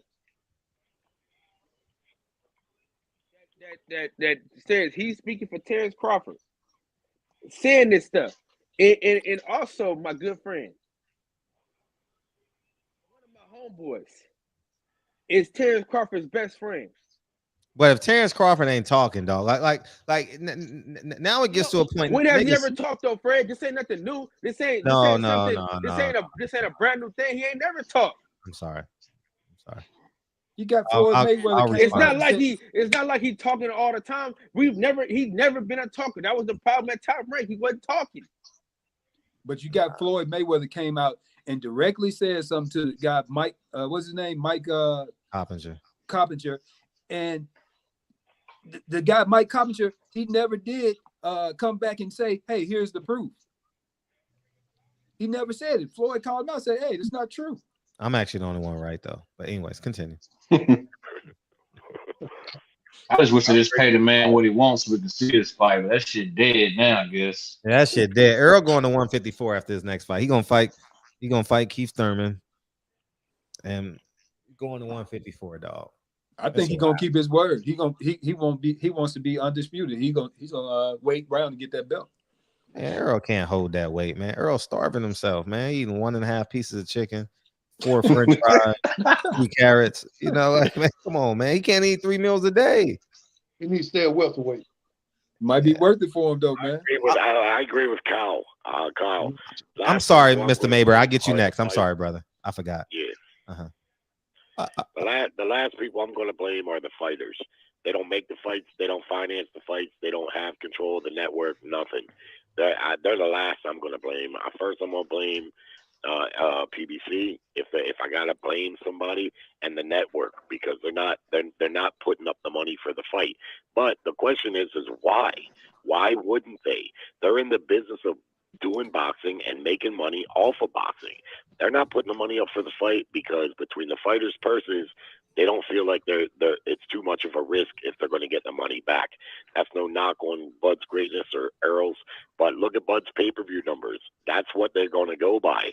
They're going to look at what he's done on those pay-per-views, 3 pay-per-views now, and they're going to look at Spence's too, and they see Spence's is about double, averaging around 300,000. Bud's have been like 90,000, 100,000. As great as he is, the numbers aren't there. How can you pay him? you can't really pay him more than $4 million, which is about what Top Rank was paying them. But remember, Aaron claims he was losing money paying him that amount. Now, whether that's true or not, I don't know, but that's what he said. And he was paying them on average $4 million. This fight, while it's big for us boxing fans, to the broader audience where the money could really be made, they don't know. They don't know about it like that. I mean, it sucks because these are such great fighters, but it's just the truth. So they can't guarantee Bud $7, $8, $9, $10 million and spend something similar, and then pay for the rest of the expenses, and then gamble on if that's coming back, especially the PBC and Showtime, because Showtime ain't buying the fights. PBC is hurting because of it, and it sucks. But to me, that's what it is. Jerry, how can you say all that? How can you say blame the promoters and the people with the check, and then turn around and say, but if they don't do it, it's because it doesn't make good business sense. When you at the same time you call them the business part of the whole matter. I mean, you can't blame them. I would imagine that they would say that they don't want to invest in something that they're going to lose money on, and blame them. Well, tell me, they're in the business of promoting fights and making money off of it. You tell me why they wouldn't. I mean, but that's what you said. You said they're in the business of promoting, making money. But if the fighters want so much money that it's not worth it for them, it's too risky, how can you blame the business people and not the fighters? I see. Good point. That's why I said if I had to blame, because to me, I don't know that you can squarely blame it on PBC either. You see what I mean? Now, if Bud Crawford was to say, look, I want the fight for legacy, just give me $3 million and y'all can keep the rest, that fight will probably be made right now. But Bud, I think... Why would he lowball his stuff, Jerry? You know he's worth more than that. I wouldn't take them $3 million when I know he can get 20. I'm just using that as an example, right? I'm just saying as an example. So I would imagine that he probably wants between $7 and $10 million, which seems reasonable to me. And with him getting that, and Spence being the bigger pay-per-view seller, and the fact that he has the 3 titles, he's going to want at least the same $10 to $12 million. Now you're in the $20 million range. To me, and I know boxing fans, a lot of boxing fans feel like, okay, well, it should cover that easy. But I just don't understand. I know that promoters are in boxing to make money off of the fights. If they thought they could make money off the fight with the purses being satisfied, why wouldn't they make it? Somebody's sabotaging this shit. That's all. I mean, it's obvious, man. I mean, the fighters aren't willing to they're not willing to bet on themselves. At least one of them isn't, for sure. What we can say is that we know who has been betting on themselves, who has been taking low guarantees and waiting on the back end. Who's that? The PBC fighter. Fred says it himself that they're only giving these guys $1 million, $1.5 million, to fight. They're giving them low guarantees, and then they're using the welfare system of pay-per-view. Yeah. But that format was the format that was used throughout the 90s. Fighters would get their guaranteed money, and most of the money would come on the pay-per-view back end. Now, here in today's boxing, pay-per-view is not a popular format any longer. And with the streaming, which definitely plays a factor, it's just not a popular format any longer. But I don't blame Bud Crawford. If you was to tell me, look, you're not going to get any guaranteed money, and we're just going to pay you off of the net profit, man, if you don't show me what that is, there's no fucking way I'm signing. I can't even believe he agreed to the split to begin with, or under those terms. But if he did, I mean, you're damn straight going to show me what the fight made, man. Otherwise, I'm putting myself in a position to be victimized and extorted. It's like a bad record deal. I had this conversation with a guy with a show the other night about extortion and being extorted. That's a two-way street. You got to put yourself in a position to be extorted in order to be, exposed by an extorter. Bud Crawford is standing on the square to not do that. He's saying, look, I agree to these terms, but you got to fucking show me what the money is actually made. You're not just going to tell me, okay, well, no guaranteed money. But I also heard Charlo say, and I think I heard a couple of PBC fighters. I know I heard Charlo say that when he fights, he doesn't know what he's getting paid. I flat out heard him say that in the interview, that he doesn't know what he's getting paid until sometime later. He's lying. I don't know what type of guaranteed money he was getting because, according to what I heard him say, he doesn't know. The PBC got a funny way of how they pay their fighters. But the other thing I can say about that is this. In the 40-year history I've been watching fights, one thing I learned to be true, whenever a fighter is unhappy with the money that they're not getting, you're going to hear about it. They're going to let you know one way or the other. Maybe not this fight, but the next fight or somewhere along the line, they're going to start really bitching about that. And I don't hear the PBC fighters doing that. They're actually kissing Al's ass for some reason. Anybody got a reason for that? He signed their checks, Jerry. They're actually begging for fights, Jerry. What I'm saying, if they were getting small guarantees and small purses, they would be bitching about it, but they don't seem to be. I never heard Errol complain about the money he gets. Well, I mean, he's not, because he's happy. He's making a whole lot of damn money. Because he's fighting and showing out on dogs, supposedly dogs in the ring, so they know he's worth what they're going to pay him, because they know he's going to get down. Bud's going to get down, too. They just pay the man. Let's watch the fight. It don't make no sense, bro. You're right. It don't. Man, stop guys making excuses for these motherfuckers in suits, man. Charles has been waiting patient. Go ahead, Charles. Mr. Mabry. I've been hearing what these cats been saying, and every one of them make a valid point. Do you know that the fighters is the product? They the ones that you're supposed to take care of. Back in the 80s and the 90s, you didn't have to beg nobody to fight nobody. Sugar Ray said, I want to get in there with Hagler. She said, are you crazy? I said, yeah, I want to fight it. They made the fight. They put their name down on the contract, and they got it on. These fighters are not like that. These promoters are not like that back in the day. It was only one snake back then. It was Don King. And Don King was lowballing people and whooping their ass. That was Don King, if you want to deal with him. Same thing I like to say. Crawford and Spence is the product. Now, what I can't understand with these promoters, ain't now one of them getting hit upside the damn head, or now one of them been knocked out, or even talk like a punch-drunk fighter.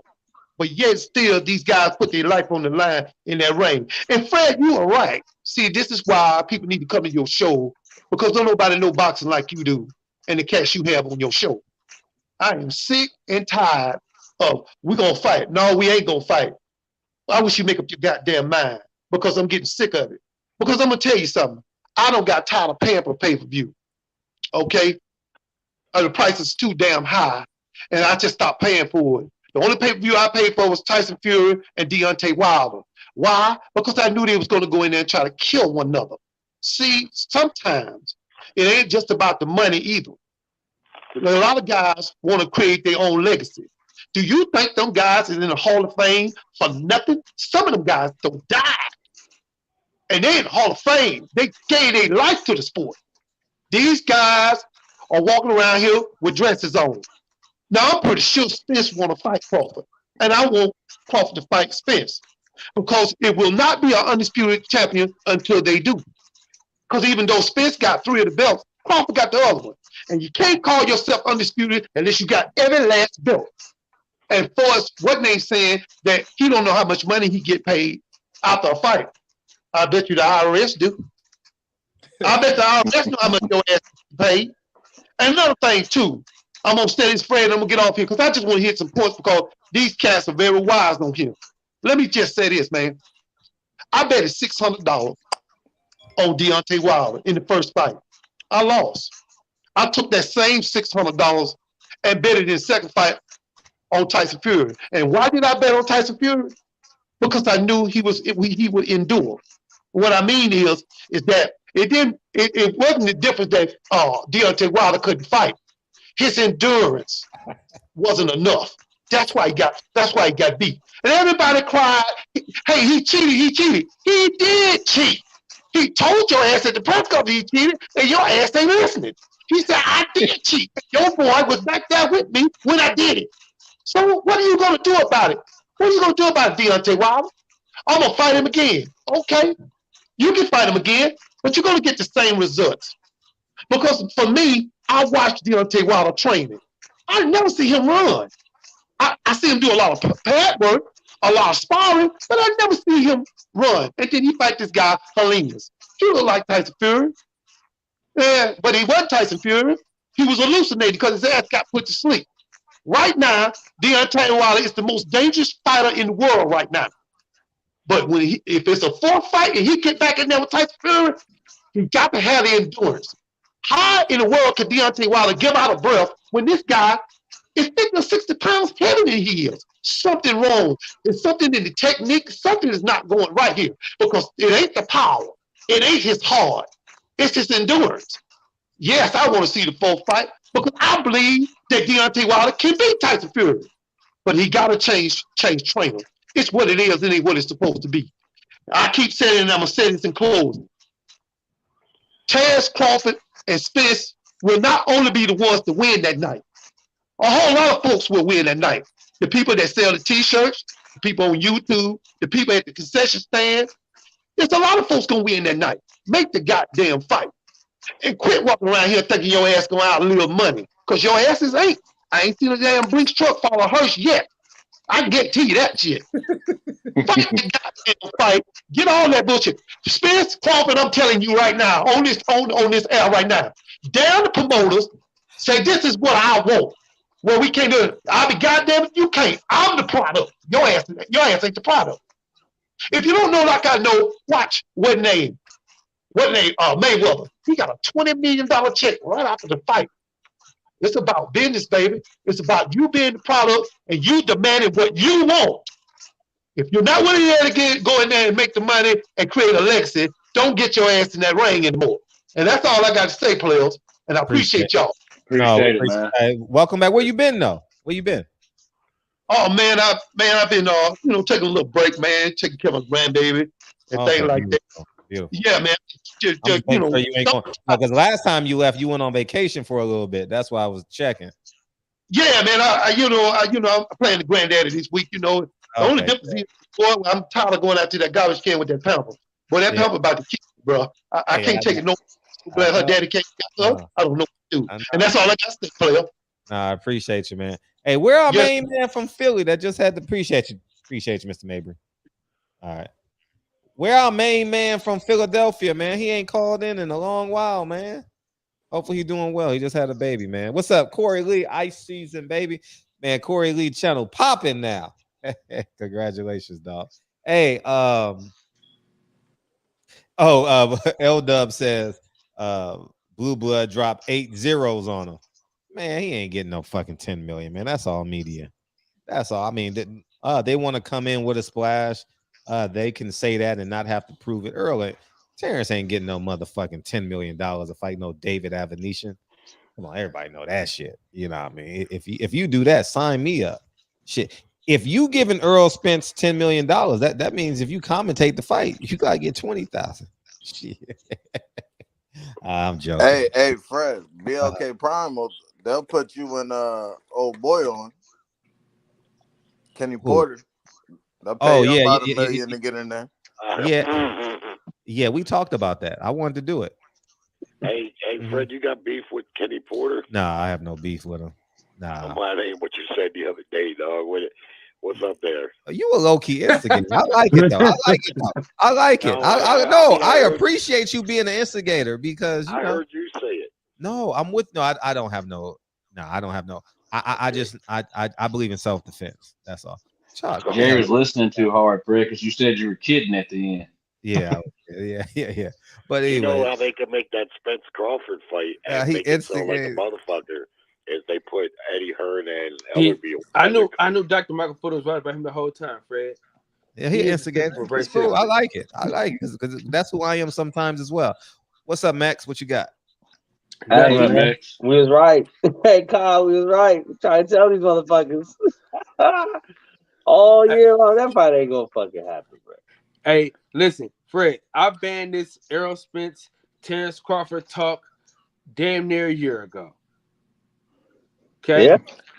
Everybody made a lot of money off of it. I didn't even want to make money. I could have made a lot of money off this shit. You know what I mean? But I didn't want to fool the people.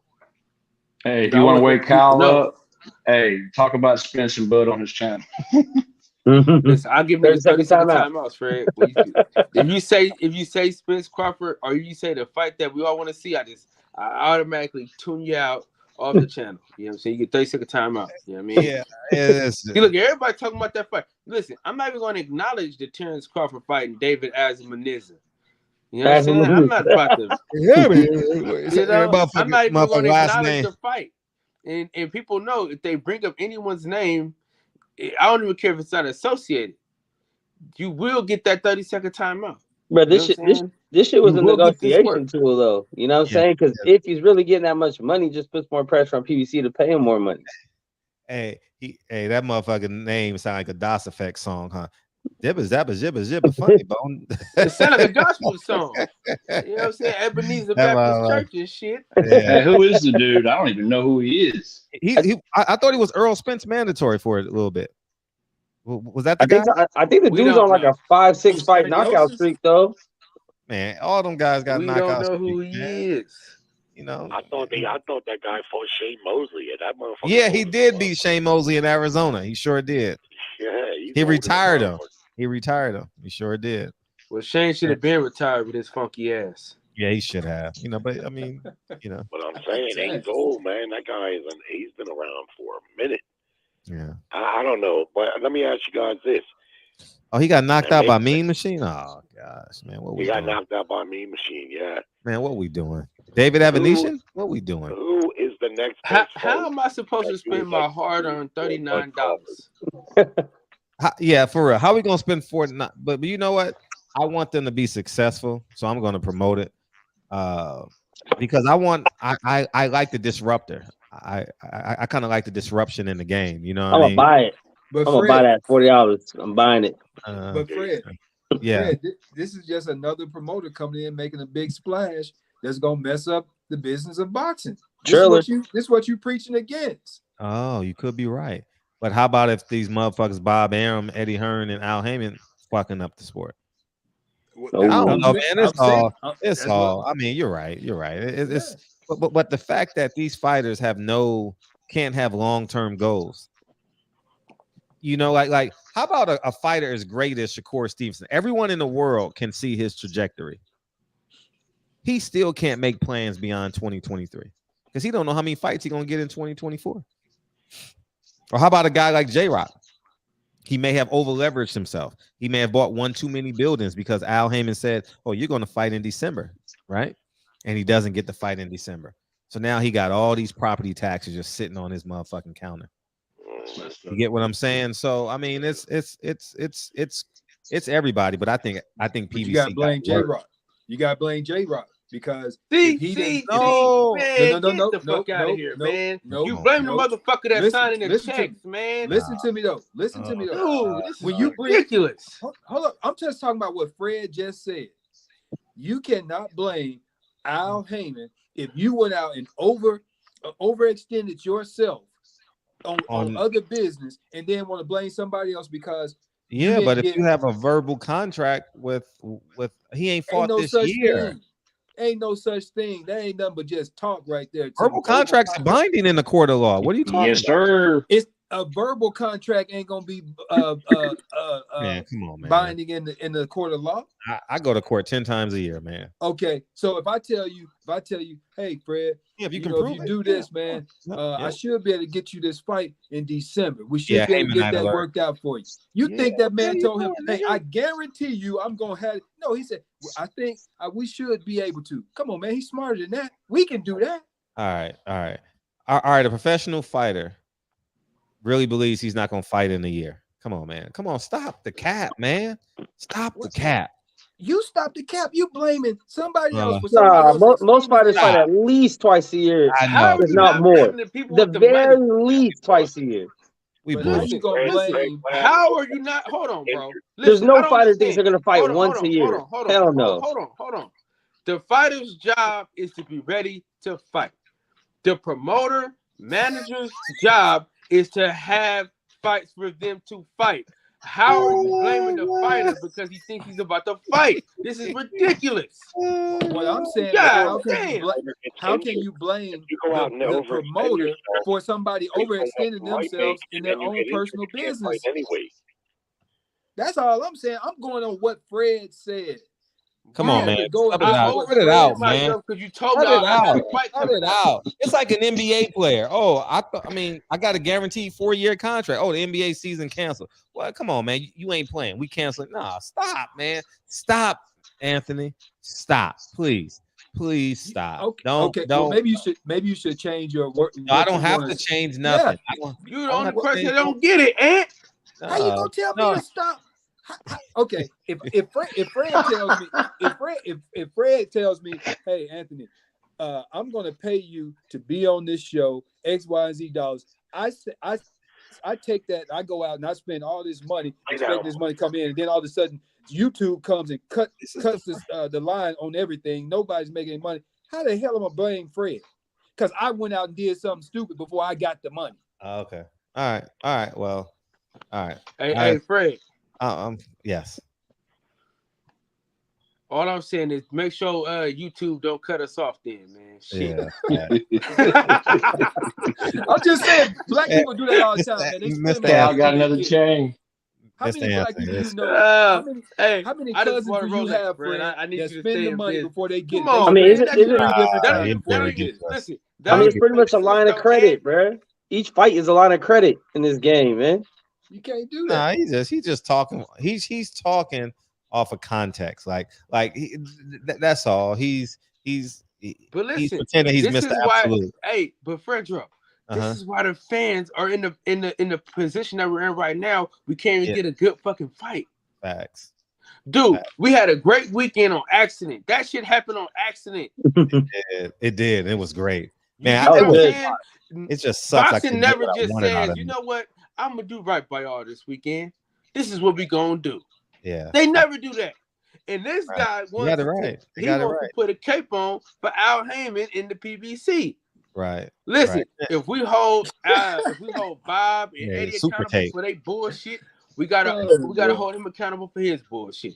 Everybody is nobody's unscathed. In the words of the great philosopher, Sugar Free, no one is unscathed in this game. God damn it. How am I not holding? If Fred said something that was accurate, that made sense to hold Al Heyman accountable, which when he said blame everybody, I agree. Al Heyman gets the lion's share.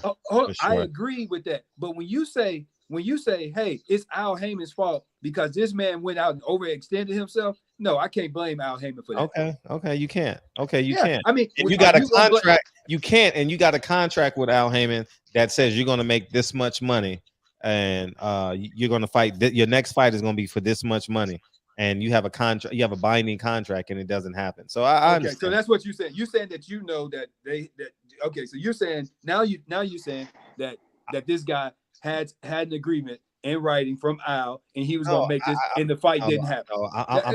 I'm not going to tell you. I still can't blame Al if I go out. Man, come on. Next one. Next. Hey, Fred, I gotta go. Final thought. But it's the same story. See you Sunday, Jerry. See you later, Jerry. All right, good. Now Jerry just want to talk again. You lying your ass. When you can't win an argument, then you want to cut somebody off. That's what you. No, I don't. Anthony, you know I know. I want to apologize to the panel if I came in hot tonight. Maybe I was a little too emotional there. So you said maybe you was. Yeah, you were emotional for that. And don't apologize for how you really feel, Jerry. You said that like it's part of a band, right? But Jerry, it's all love at the barbershop, man. You know that. We don't always get along. Call you 2% milk, Jerry. You're a hell of a guy. Hey, you milk of magnesia. Man. Oh, I'm sorry. We can't hear him. I'm sorry. The other night, Fred, when we had that discussion when Michael Fuller left, you know that night, man, I didn't get one fucking wink of sleep. I was up all night debating with myself about the show in my head, Fred. Why? Just I don't know, man. I don't know what it was. I just got worked up. I don't know. I just kept thinking about the show. Every time I listen to the show afterwards, I'll sit there and think about, a little bit for maybe an hour or so. But that night, I didn't even get one wink of sleep, man. Hey, I didn't either, because I listened to it again. I slept like a baby. I'm gonna start calling you white plasma. Yeah. White plasma. White plasma is leaving the building.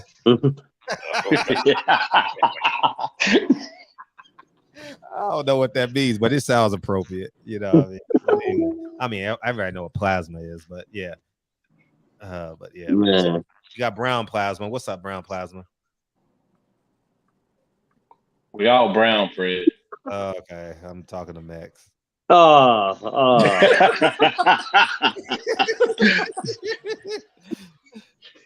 Anyway, Fred, I came on here to ask a question that had nothing to do with what the fuck we were talking about, right? So I just downloaded my TD Ameritrade app and shit. Oh no. Yeah, so I'm trying to figure out what these first steps are, man. I got like $200 a month that I could figure out, like put towards something. So I'm thinking, do I start like a Roth IRA early? Do I do like an index, SP 500? Like, yeah, you can. I mean, all those are safe.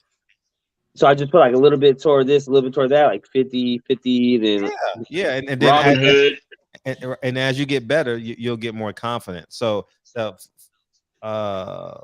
500 are like the safest, right? Safest route. So long term, right? Yeah, and Roth IRAs too. So, but I need to be prepared to have that conversation. Okay. Because I know how many people I'm speaking to, and they're gonna say, "Fred, no, do that." So Sunday we will gladly have that conversation. All right. Hey, Fred, is it important to know to get the ones where you got day trades and the ones where you got to keep it in there because if you take it out, they penalize you, or you got the ones that you can cash out twice a year, something like that? Yeah, it's. I'll explain. I tried it. I got my money back, man. I ain't understand none of that shit. If you guys ask me a question Sunday, I'll have an answer. Okay. Hey, can we do Monday? I'm off. Okay, Monday. Yeah, sure. Let's get it. Money Mondays. Let's get it. Money Mondays. Man, because I'm trying to get like big dog over here, man. I'm trying to figure this shit out. That's how I started with a $3,000 investment or whatever it was. I don't know. Hey, Max, and use that same energy and that stuff we talked about the other night. Yeah. Ooh, beautiful. Yeah. Hey, yeah. Where the hell is O at tonight? Who's O? The one that was supposed to apologize to talk to his daddy and shit so he can get married. Cute. No, he said when he does, he's gonna tell us. What white? He's supposed to do that shit today, man. We ain't got time. We got time to waiting for these motherfuckers, man. Jerry White. Hey, another quick question, Fred. Yes. Another quick question about the money thing. Should I be starting on like the life insurance policy now? You should always get like life early. Always for your daughter. That's for your daughter. You know. So that should be like priority over getting in the stocks and shit right now. I wouldn't say priority because you're young. Well, I mean, out of that 200, that should be like 100 of it, right? Not even. It won't cost you that much for that. It won't? No. Oh, shit. Not a month. No. So it's like a cell phone bill a month, kind of? Pretty much, yeah. Cheaper. $30. Oh. $5. Yeah. Hey, Fred. He's like, what, it depends on it depends on how big your policy is. You probably could get one. Yeah, it does. But you probably could get like $100,000 for maybe $500 a year. Yeah, but you probably but you're going with the intentions that you're going to have assets. So when you die, they got to pay the taxes on your assets. You get what I'm saying? So you got to make sure that they can pay the taxes, so they don't go on the. Hey, Fred, I was watching a video a couple weeks ago, Waka Flocka, that can you borrow money off your life insurance? That's how he makes his money. They said. Yeah. Well, that's a different type of life insurance. It just depends on what type of life insurance you get. Next week. Yeah, I got a financial advisor, man, finna help me get to where I need to get to. Fred, right there, Kyle. Hey, Fred, Money Mondays, bro. Let's go. Hey, listen. Yeah, we'll do one topic at a time. We'll do one topic at a time. Listen, so we'll y'all gotta understand. Me and Fred talk for about 30 minutes, sometimes an hour after the show is over with. He just couldn't talk your ass out of that chain. Like, we don't just talk on. I tried. Listen, man.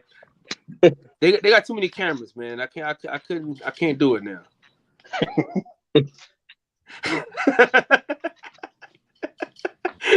Too many cameras around, man. It's too hard to play that shit Hey, off.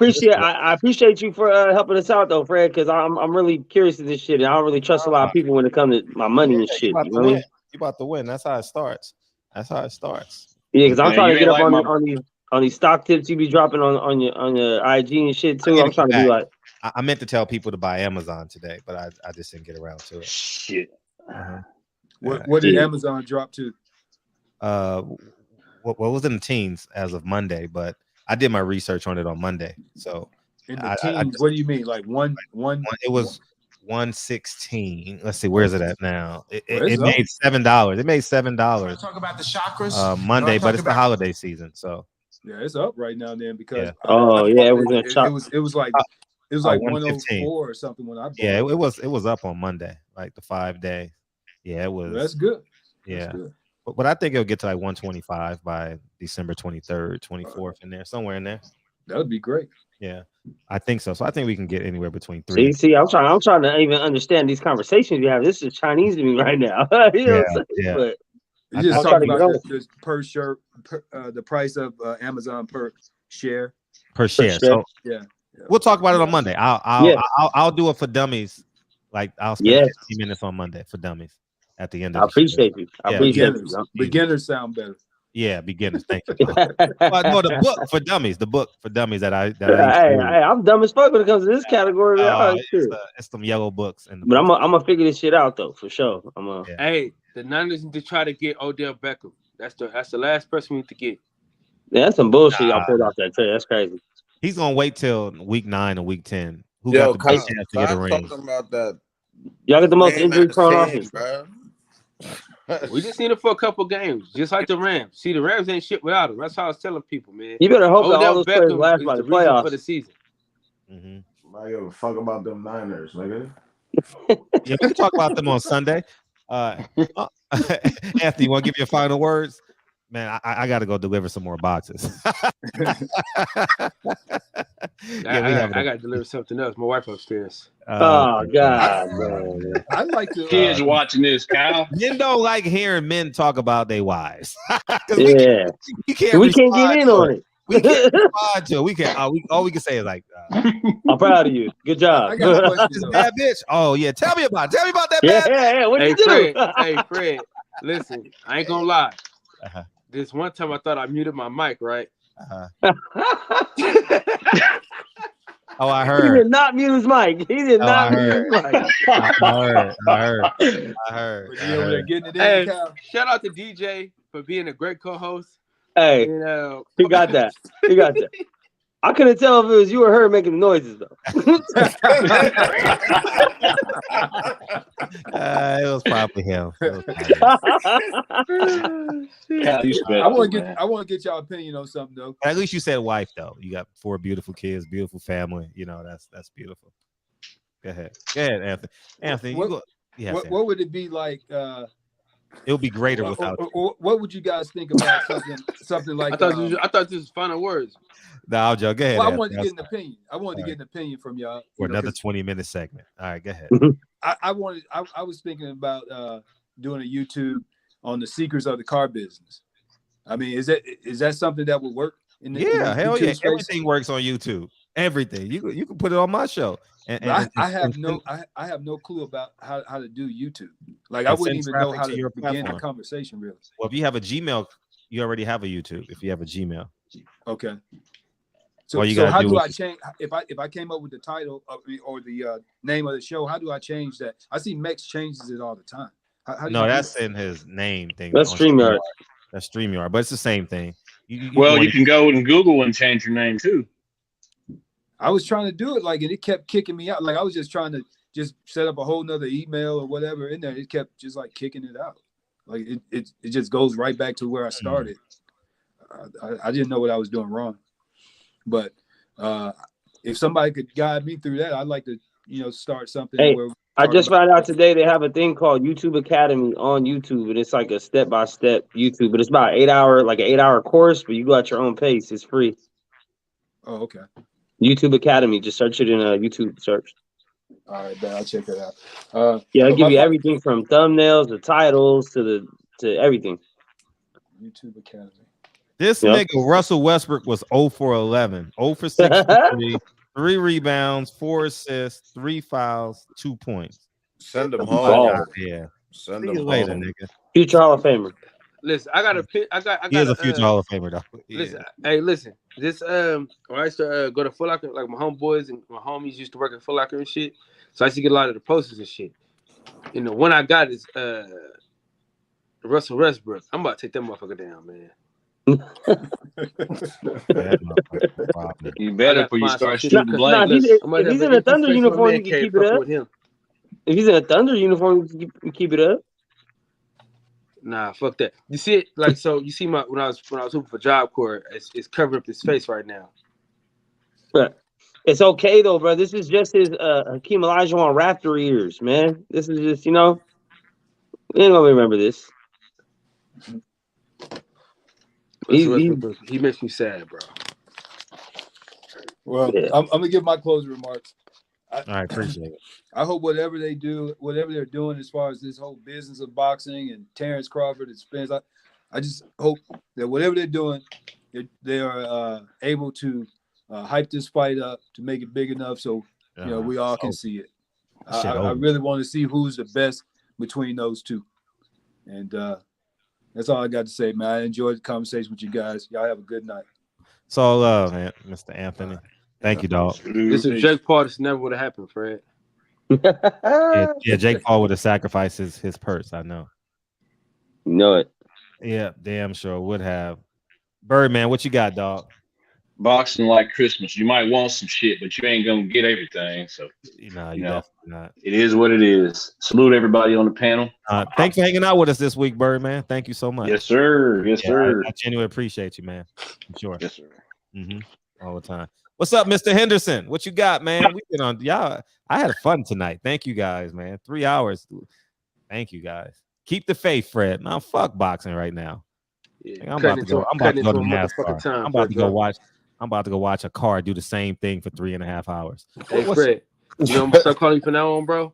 Fredro Martinez from now on. Why is that? I don't know, because you always just because it sounds good. You got to start doing your Spanish voice. When I do it, you got to do this. I forgot it. How did my Spanish voice go? Pedro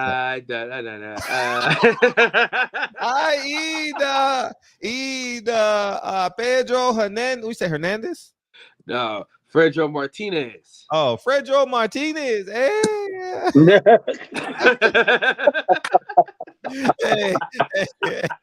I gotta bring those videos back, man. I gotta. Hey, all these. Hey, Pedro Martinez. Who? Pedro? Who? Who'd you call me? Pedro? Who? D'Anthony Martinez. Fredro Martinez. Is that what you call me? Yeah, Fredro Martinez. Yeah, Fredro Martinez. At least I get a fight on PBC, eh? At least I get Hector Jackson. They used to call me back in the day. When we thought I had an illegitimate kid, they used to call me Hector Jackson. So child support couldn't take the money. What's up, Mr. Henderson? What you got, man? It was a decent show, I say. Good show, but like, yo, Jerry, be careful out here, man. You heard? White plasma. Be careful out here, you heard? White plasma Tasker. Yeah, that's his name. Jerry White Plasma Tasker. Coming in the ring, weighing 44 pounds of Newports. Jerry White Plasma Tasker. Yeah, I'm about to get on. I'm gonna start getting on Jerry ass. He's so damn plumber's old. father. I know. So damn old. Plumber's farmer. Jerry From Redneck, Oklahoma. Remember the coal miner's daughter? He's the plumber's father. Plumber's farmer, AK from Redneck, Oklahoma. Weighing 99 cartons of Newports. Mister, most of my best friends are black. Yeah, Jerry White Plasma Tasker. I've never been to war, but I'm gonna tell you about war. Hey, Kyle, tell before you said that I was bartending today, and one of my brothers, he works security. And then one of the guys at the bar, the construction dudes, are like, "Oh, he work here too?" I was like, "Yeah." He's like, "Oh, this time." I was like, "That's my little brother." Like, no, but I was like, "No, that's my little brother." He's like, "It ain't your little brother. That's my brother." Bro. I had to show him my family pictures, bro. Like, look, this is us when we were young. This is it. He's like, "Oh shit, you got a white brother too?" I was like, "I'm telling you, like, a white redneck, not redneck brother, but he driving pickup truck and shit, colored eyes." So, you know. It's always 2022, man. Niggas cannot be surprised that a Mexican got a fucking black brother and a white brother. You know what I'm saying? You shouldn't be looking for Hey, was your mom in the Tupac video? He might have been. My mom had to get all the flavors, I guess. So hey, you gotta say that on Sunday. Hey, yeah, we got to introduce Jerry on Sunday, okay? Wayne, 84 cartons of Newports. Hey, you gotta get that Michael Jordan music. Hey, I don't make the rules. I just enforce it. And now, from Redneck, Oklahoma, Fred, Wayne, 99 cartons of Newports. Very white plasma Tasker. Hey, Fred. Calling on the rotary phone. This nigga Jerry be calling to a rotary phone. A rotary phone. Oh God! What's up, Bobby? Man, Bobby. Listen, look at here, buddy. Appreciate you, big homie. Yeah, Wayne, 84 packets of Newports. Yeah. You look at here, buddy. Oh my God, man, that's funny as fuck, dog. But yeah, my last comment. I don't work here. I just make the rules. Yeah, facts. My last comment. Yes, I blame Kyle and Mex.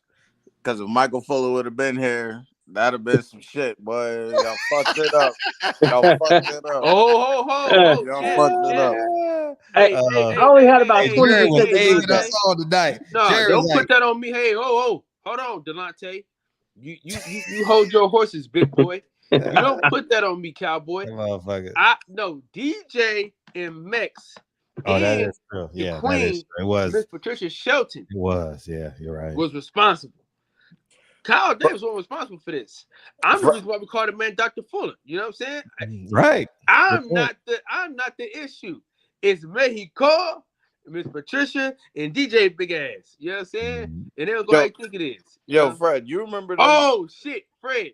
You do know Michael Fuller called DJ a nigga though. He did call him a nigga. Yep. He did. Yes, he did. I went back and watched it. Up, you can. I send you the exact minute that it is, and we could all get a nice little laugh out of it if you want. And him and DJ were the first two on Kyle's show that night. And he told hilarious. Hey, we went south real fast. That shit was good. That nigga said, he said it was good. Hey, Fred, he said it's a few things I need to talk to you about. Nigga. He said, call me, nigga. Hey, remember he gave me a 45-minute breakdown how he don't use the word, he don't allow people to use the word around him, he don't speak to people like that, he don't lies. That motherfucker Jerry is. We gonna talk about y'all motherfuckers being the underclass tonight. Under all that motherfucker was like, we talking about you niggas tonight. Yeah, that's he came in like, oh no, yeah. Every time you breathe is racism. Yeah. He was trying to find a way to bring it in. Hey, I'm telling you. Hey, listen. You heard what I told him? I said Michael Fuller's not on the panel today. Now Michael Fuller, listen, dog. Corey Stevens said miss weight.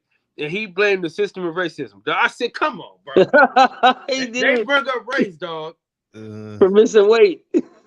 Yeah, he did that Sunday. I was in on his head, man. I was like, come on, dog. He missed weight. What the fuck? They put more fat in the burgers in the McDonald's on Martin Luther King and Malcolm X Boulevard than on Rodale Drive? The fuck? You know what I mean? Yeah. No, they don't have McDonald's on Rodale Drive.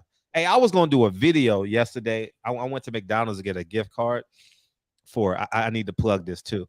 I was doing a mentorship with the kid, so I got him a $10 gift card to McDonald's. I know, yeah, I can write. Oh, you shouldn't have got him McDonald's. You should have got him some Impossible meat. I know, niggas. But anyways, I went to the McDonald's on Manchester and is that AVA? Manchester and whatever street that is. I can't. Airport. Manchester and Airport. And I realized it was all Latina women or Mexican women, Spanish women working at McDonald's. it's funny how they protect one another. Hey, come work with me. Come work with me. I got you. Got the plug. Yep. Yeah. How we the only people that don't believe in nepotism, man? Fuck. The Hawthorns believe in nepotism. Fuck y'all. Shit, nepotism gonna be our best friend. You know, we gotta believe in nepotism, man. You know, I know they all not related, but they related. You know, so they were speaking Spanish, working behind the counter because they had a difficulty making my gift card yesterday. The girl didn't know how to do it, but they were just speaking Spanish and serving the food. I was like, damn. We're taking over one city at a time. Hey, what that fat boy say? Hey, Mom. That fat comedian on the Netflix special. He said, "Man, they should have hired me to do the Oscars or the Emmys because the black people were boycotting or something like that." And he came out and says, "Well, this is me again doing the job that nobody else wants to do." I thought that shit was hilarious, man. That shit was funny. I heard that today. Fred, you a coon, bro. And we're gonna make a video about you tonight. Capital C, capital O, capital O, capital N. Shit.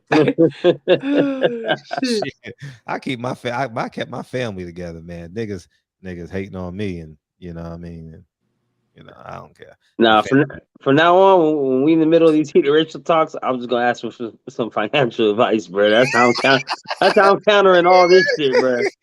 I don't give a fuck about that shit. Capital C, capital O. What do you sell? Hey, we had a very who do you are? Yesterday, though. Boom. What's with up? Smoke. That was a very productive show yesterday. We Get the Smoke. On my channel yesterday, we had a very productive conversation on my channel. He gave me like he's the reason why I download the Ameritrade shit because he told me go ahead and get that going. Who's that? One of the homies that be on the channel with us. Dope. Tell him to come on here. Talk. Yeah. Got you. Good luck, Fred. Good luck. Oh, he goes in on what? What did he go in on? Anything. Okay. Well, you know. Yeah. Oh shit. Yeah. So next Wednesday, Fred. You got to put time limits on motherfuckers. Me and him are debating on my boy Knockout's channel. We got a debate series. Me and him debating about Jake Paul being the face of boxing. You feel me? Oh, let's promoting the fight. So that's cool. You know, good luck to him. Well, so you having a fight party at your house for the Jake Paul fight? Yeah, you. I'm not even gonna watch it. I'm not even gonna watch it. Hey, we're gonna have a fight party here in my apartment. We can do it. College football gonna be on. I ain't thinking about that shit with college Fred, football. Who do you think you are, Fred? You think you're too good for Jake Paul, the face of boxing? No, I'm gonna watch college football. I'm not changing. I'm not coming in my office to watch this little ass screen when I can sit in my living room and watch college football. I'm not doing that. Hell no. Nah. You want me to buy you the Jake Paul fight? Nah, you can watch it on your big screen? We can put that money in your stocks. Oh, I see. No, that is a stock. I see what you did there. Yeah, I don't need that shit. Hell no. Nah. Wait, is that? If I could put some money into that I would bet never nap buy it. Not right now. What'd you say, Kyle? He got a bet nap. I'm gonna try to see if I could invest into that bet nap. If it passes, I heard this shit's Prop 27 is about to lose big in Cali, man. Well, we'll find out November 8th. Yeah. Hey, vote yes on Prop 27. Yeah, they lying. You want your kids? You see that ad? That gambling addicts. Fuck. That shit's so quiet. Every kid that has a phone is gonna be. Look at this manipulation. Look at fuck YouTube, right? And there's that one, and there's the Indian ones. We ain't gonna have no money. We ain't gonna have no more money. Yeah. Hey man, fuck. First of all, y'all lost. You lucky you got the reservations and shit you got. We didn't have to give you shit. All right. Y'all lost. But what's all this we shit, man? Shut the fuck up, man. I'm an American. Yeah, okay. I'm an American. These colors don't run.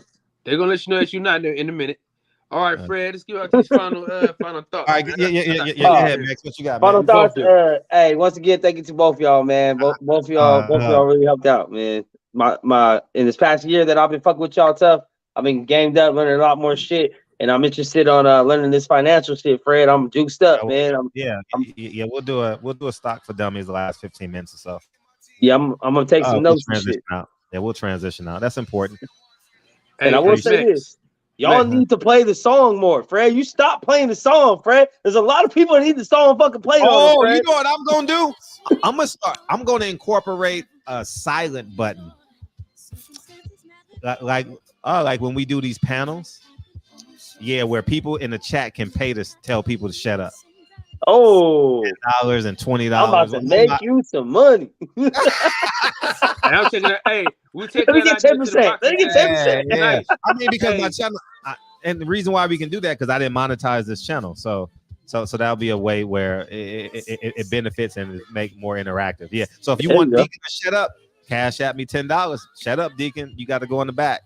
How long? What we doing? Be rich. I ain't gonna be rich. It's just a way to make the show fun. We're doing 30-second timeouts or what? Maybe I don't know. I got to think about it, but we're gonna do it though. We're gonna do it. Sounds good. So if y'all want Kyle to shut up, you gotta shut up. Oh, I'm about to send you something right before. Oh yeah. Hey, I'm gonna have at the boxing session at 12 a.m. Mm-hmm. I'm gonna have one queued up for every time you bring Kyle back. Boop, Right, nope, go back. Right. Yeah. We'll do that, man. Oh man. Hey, much love to y'all, man. I'll holler at y'all. I appreciate you, Taiwan Berry Hill. What's happening? I'm glad we can change your life in the way Man, we shut did. the fuck up, bro. Hey, you just get your fucking knees ready, bro. Because anyone that's a basketball on the court, you getting it. That's it. Yeah. Hey, you want to referee this shit, Fred? We coming down to LA next month, right? He want the one-on-one fade on the court. 26, y'all coming down, right? Yeah, we Yes. gonna link up. We gonna link up. Uh-huh. Hey, mouse in the house. You see me in the post, you feed me. All right. Hey, Hall of Appreciate Fame. Yeah, man. I feel good, man. How you feel, Kyle? I'm a happy guy. Hey, thank you guys for coming to the shop today. Our numbers got better this week. Thank you guys. Thank you guys. Thank you for sharing it on Facebook and all that. I can tell when y'all sharing it on Facebook because I see people that I've never seen before, you know. So thank you. Like in the comment section and stuff, I can tell that y'all shared it to new people. So keep on doing that, man. This is our cyber home. So thank you guys. And this panel shit is fun. Told you, Fred. Let them get off. You said, oh, let them get off. Yeah, I do say that 100 times, man. Let them get off, dog. You know, hey, because I ain't gonna lie.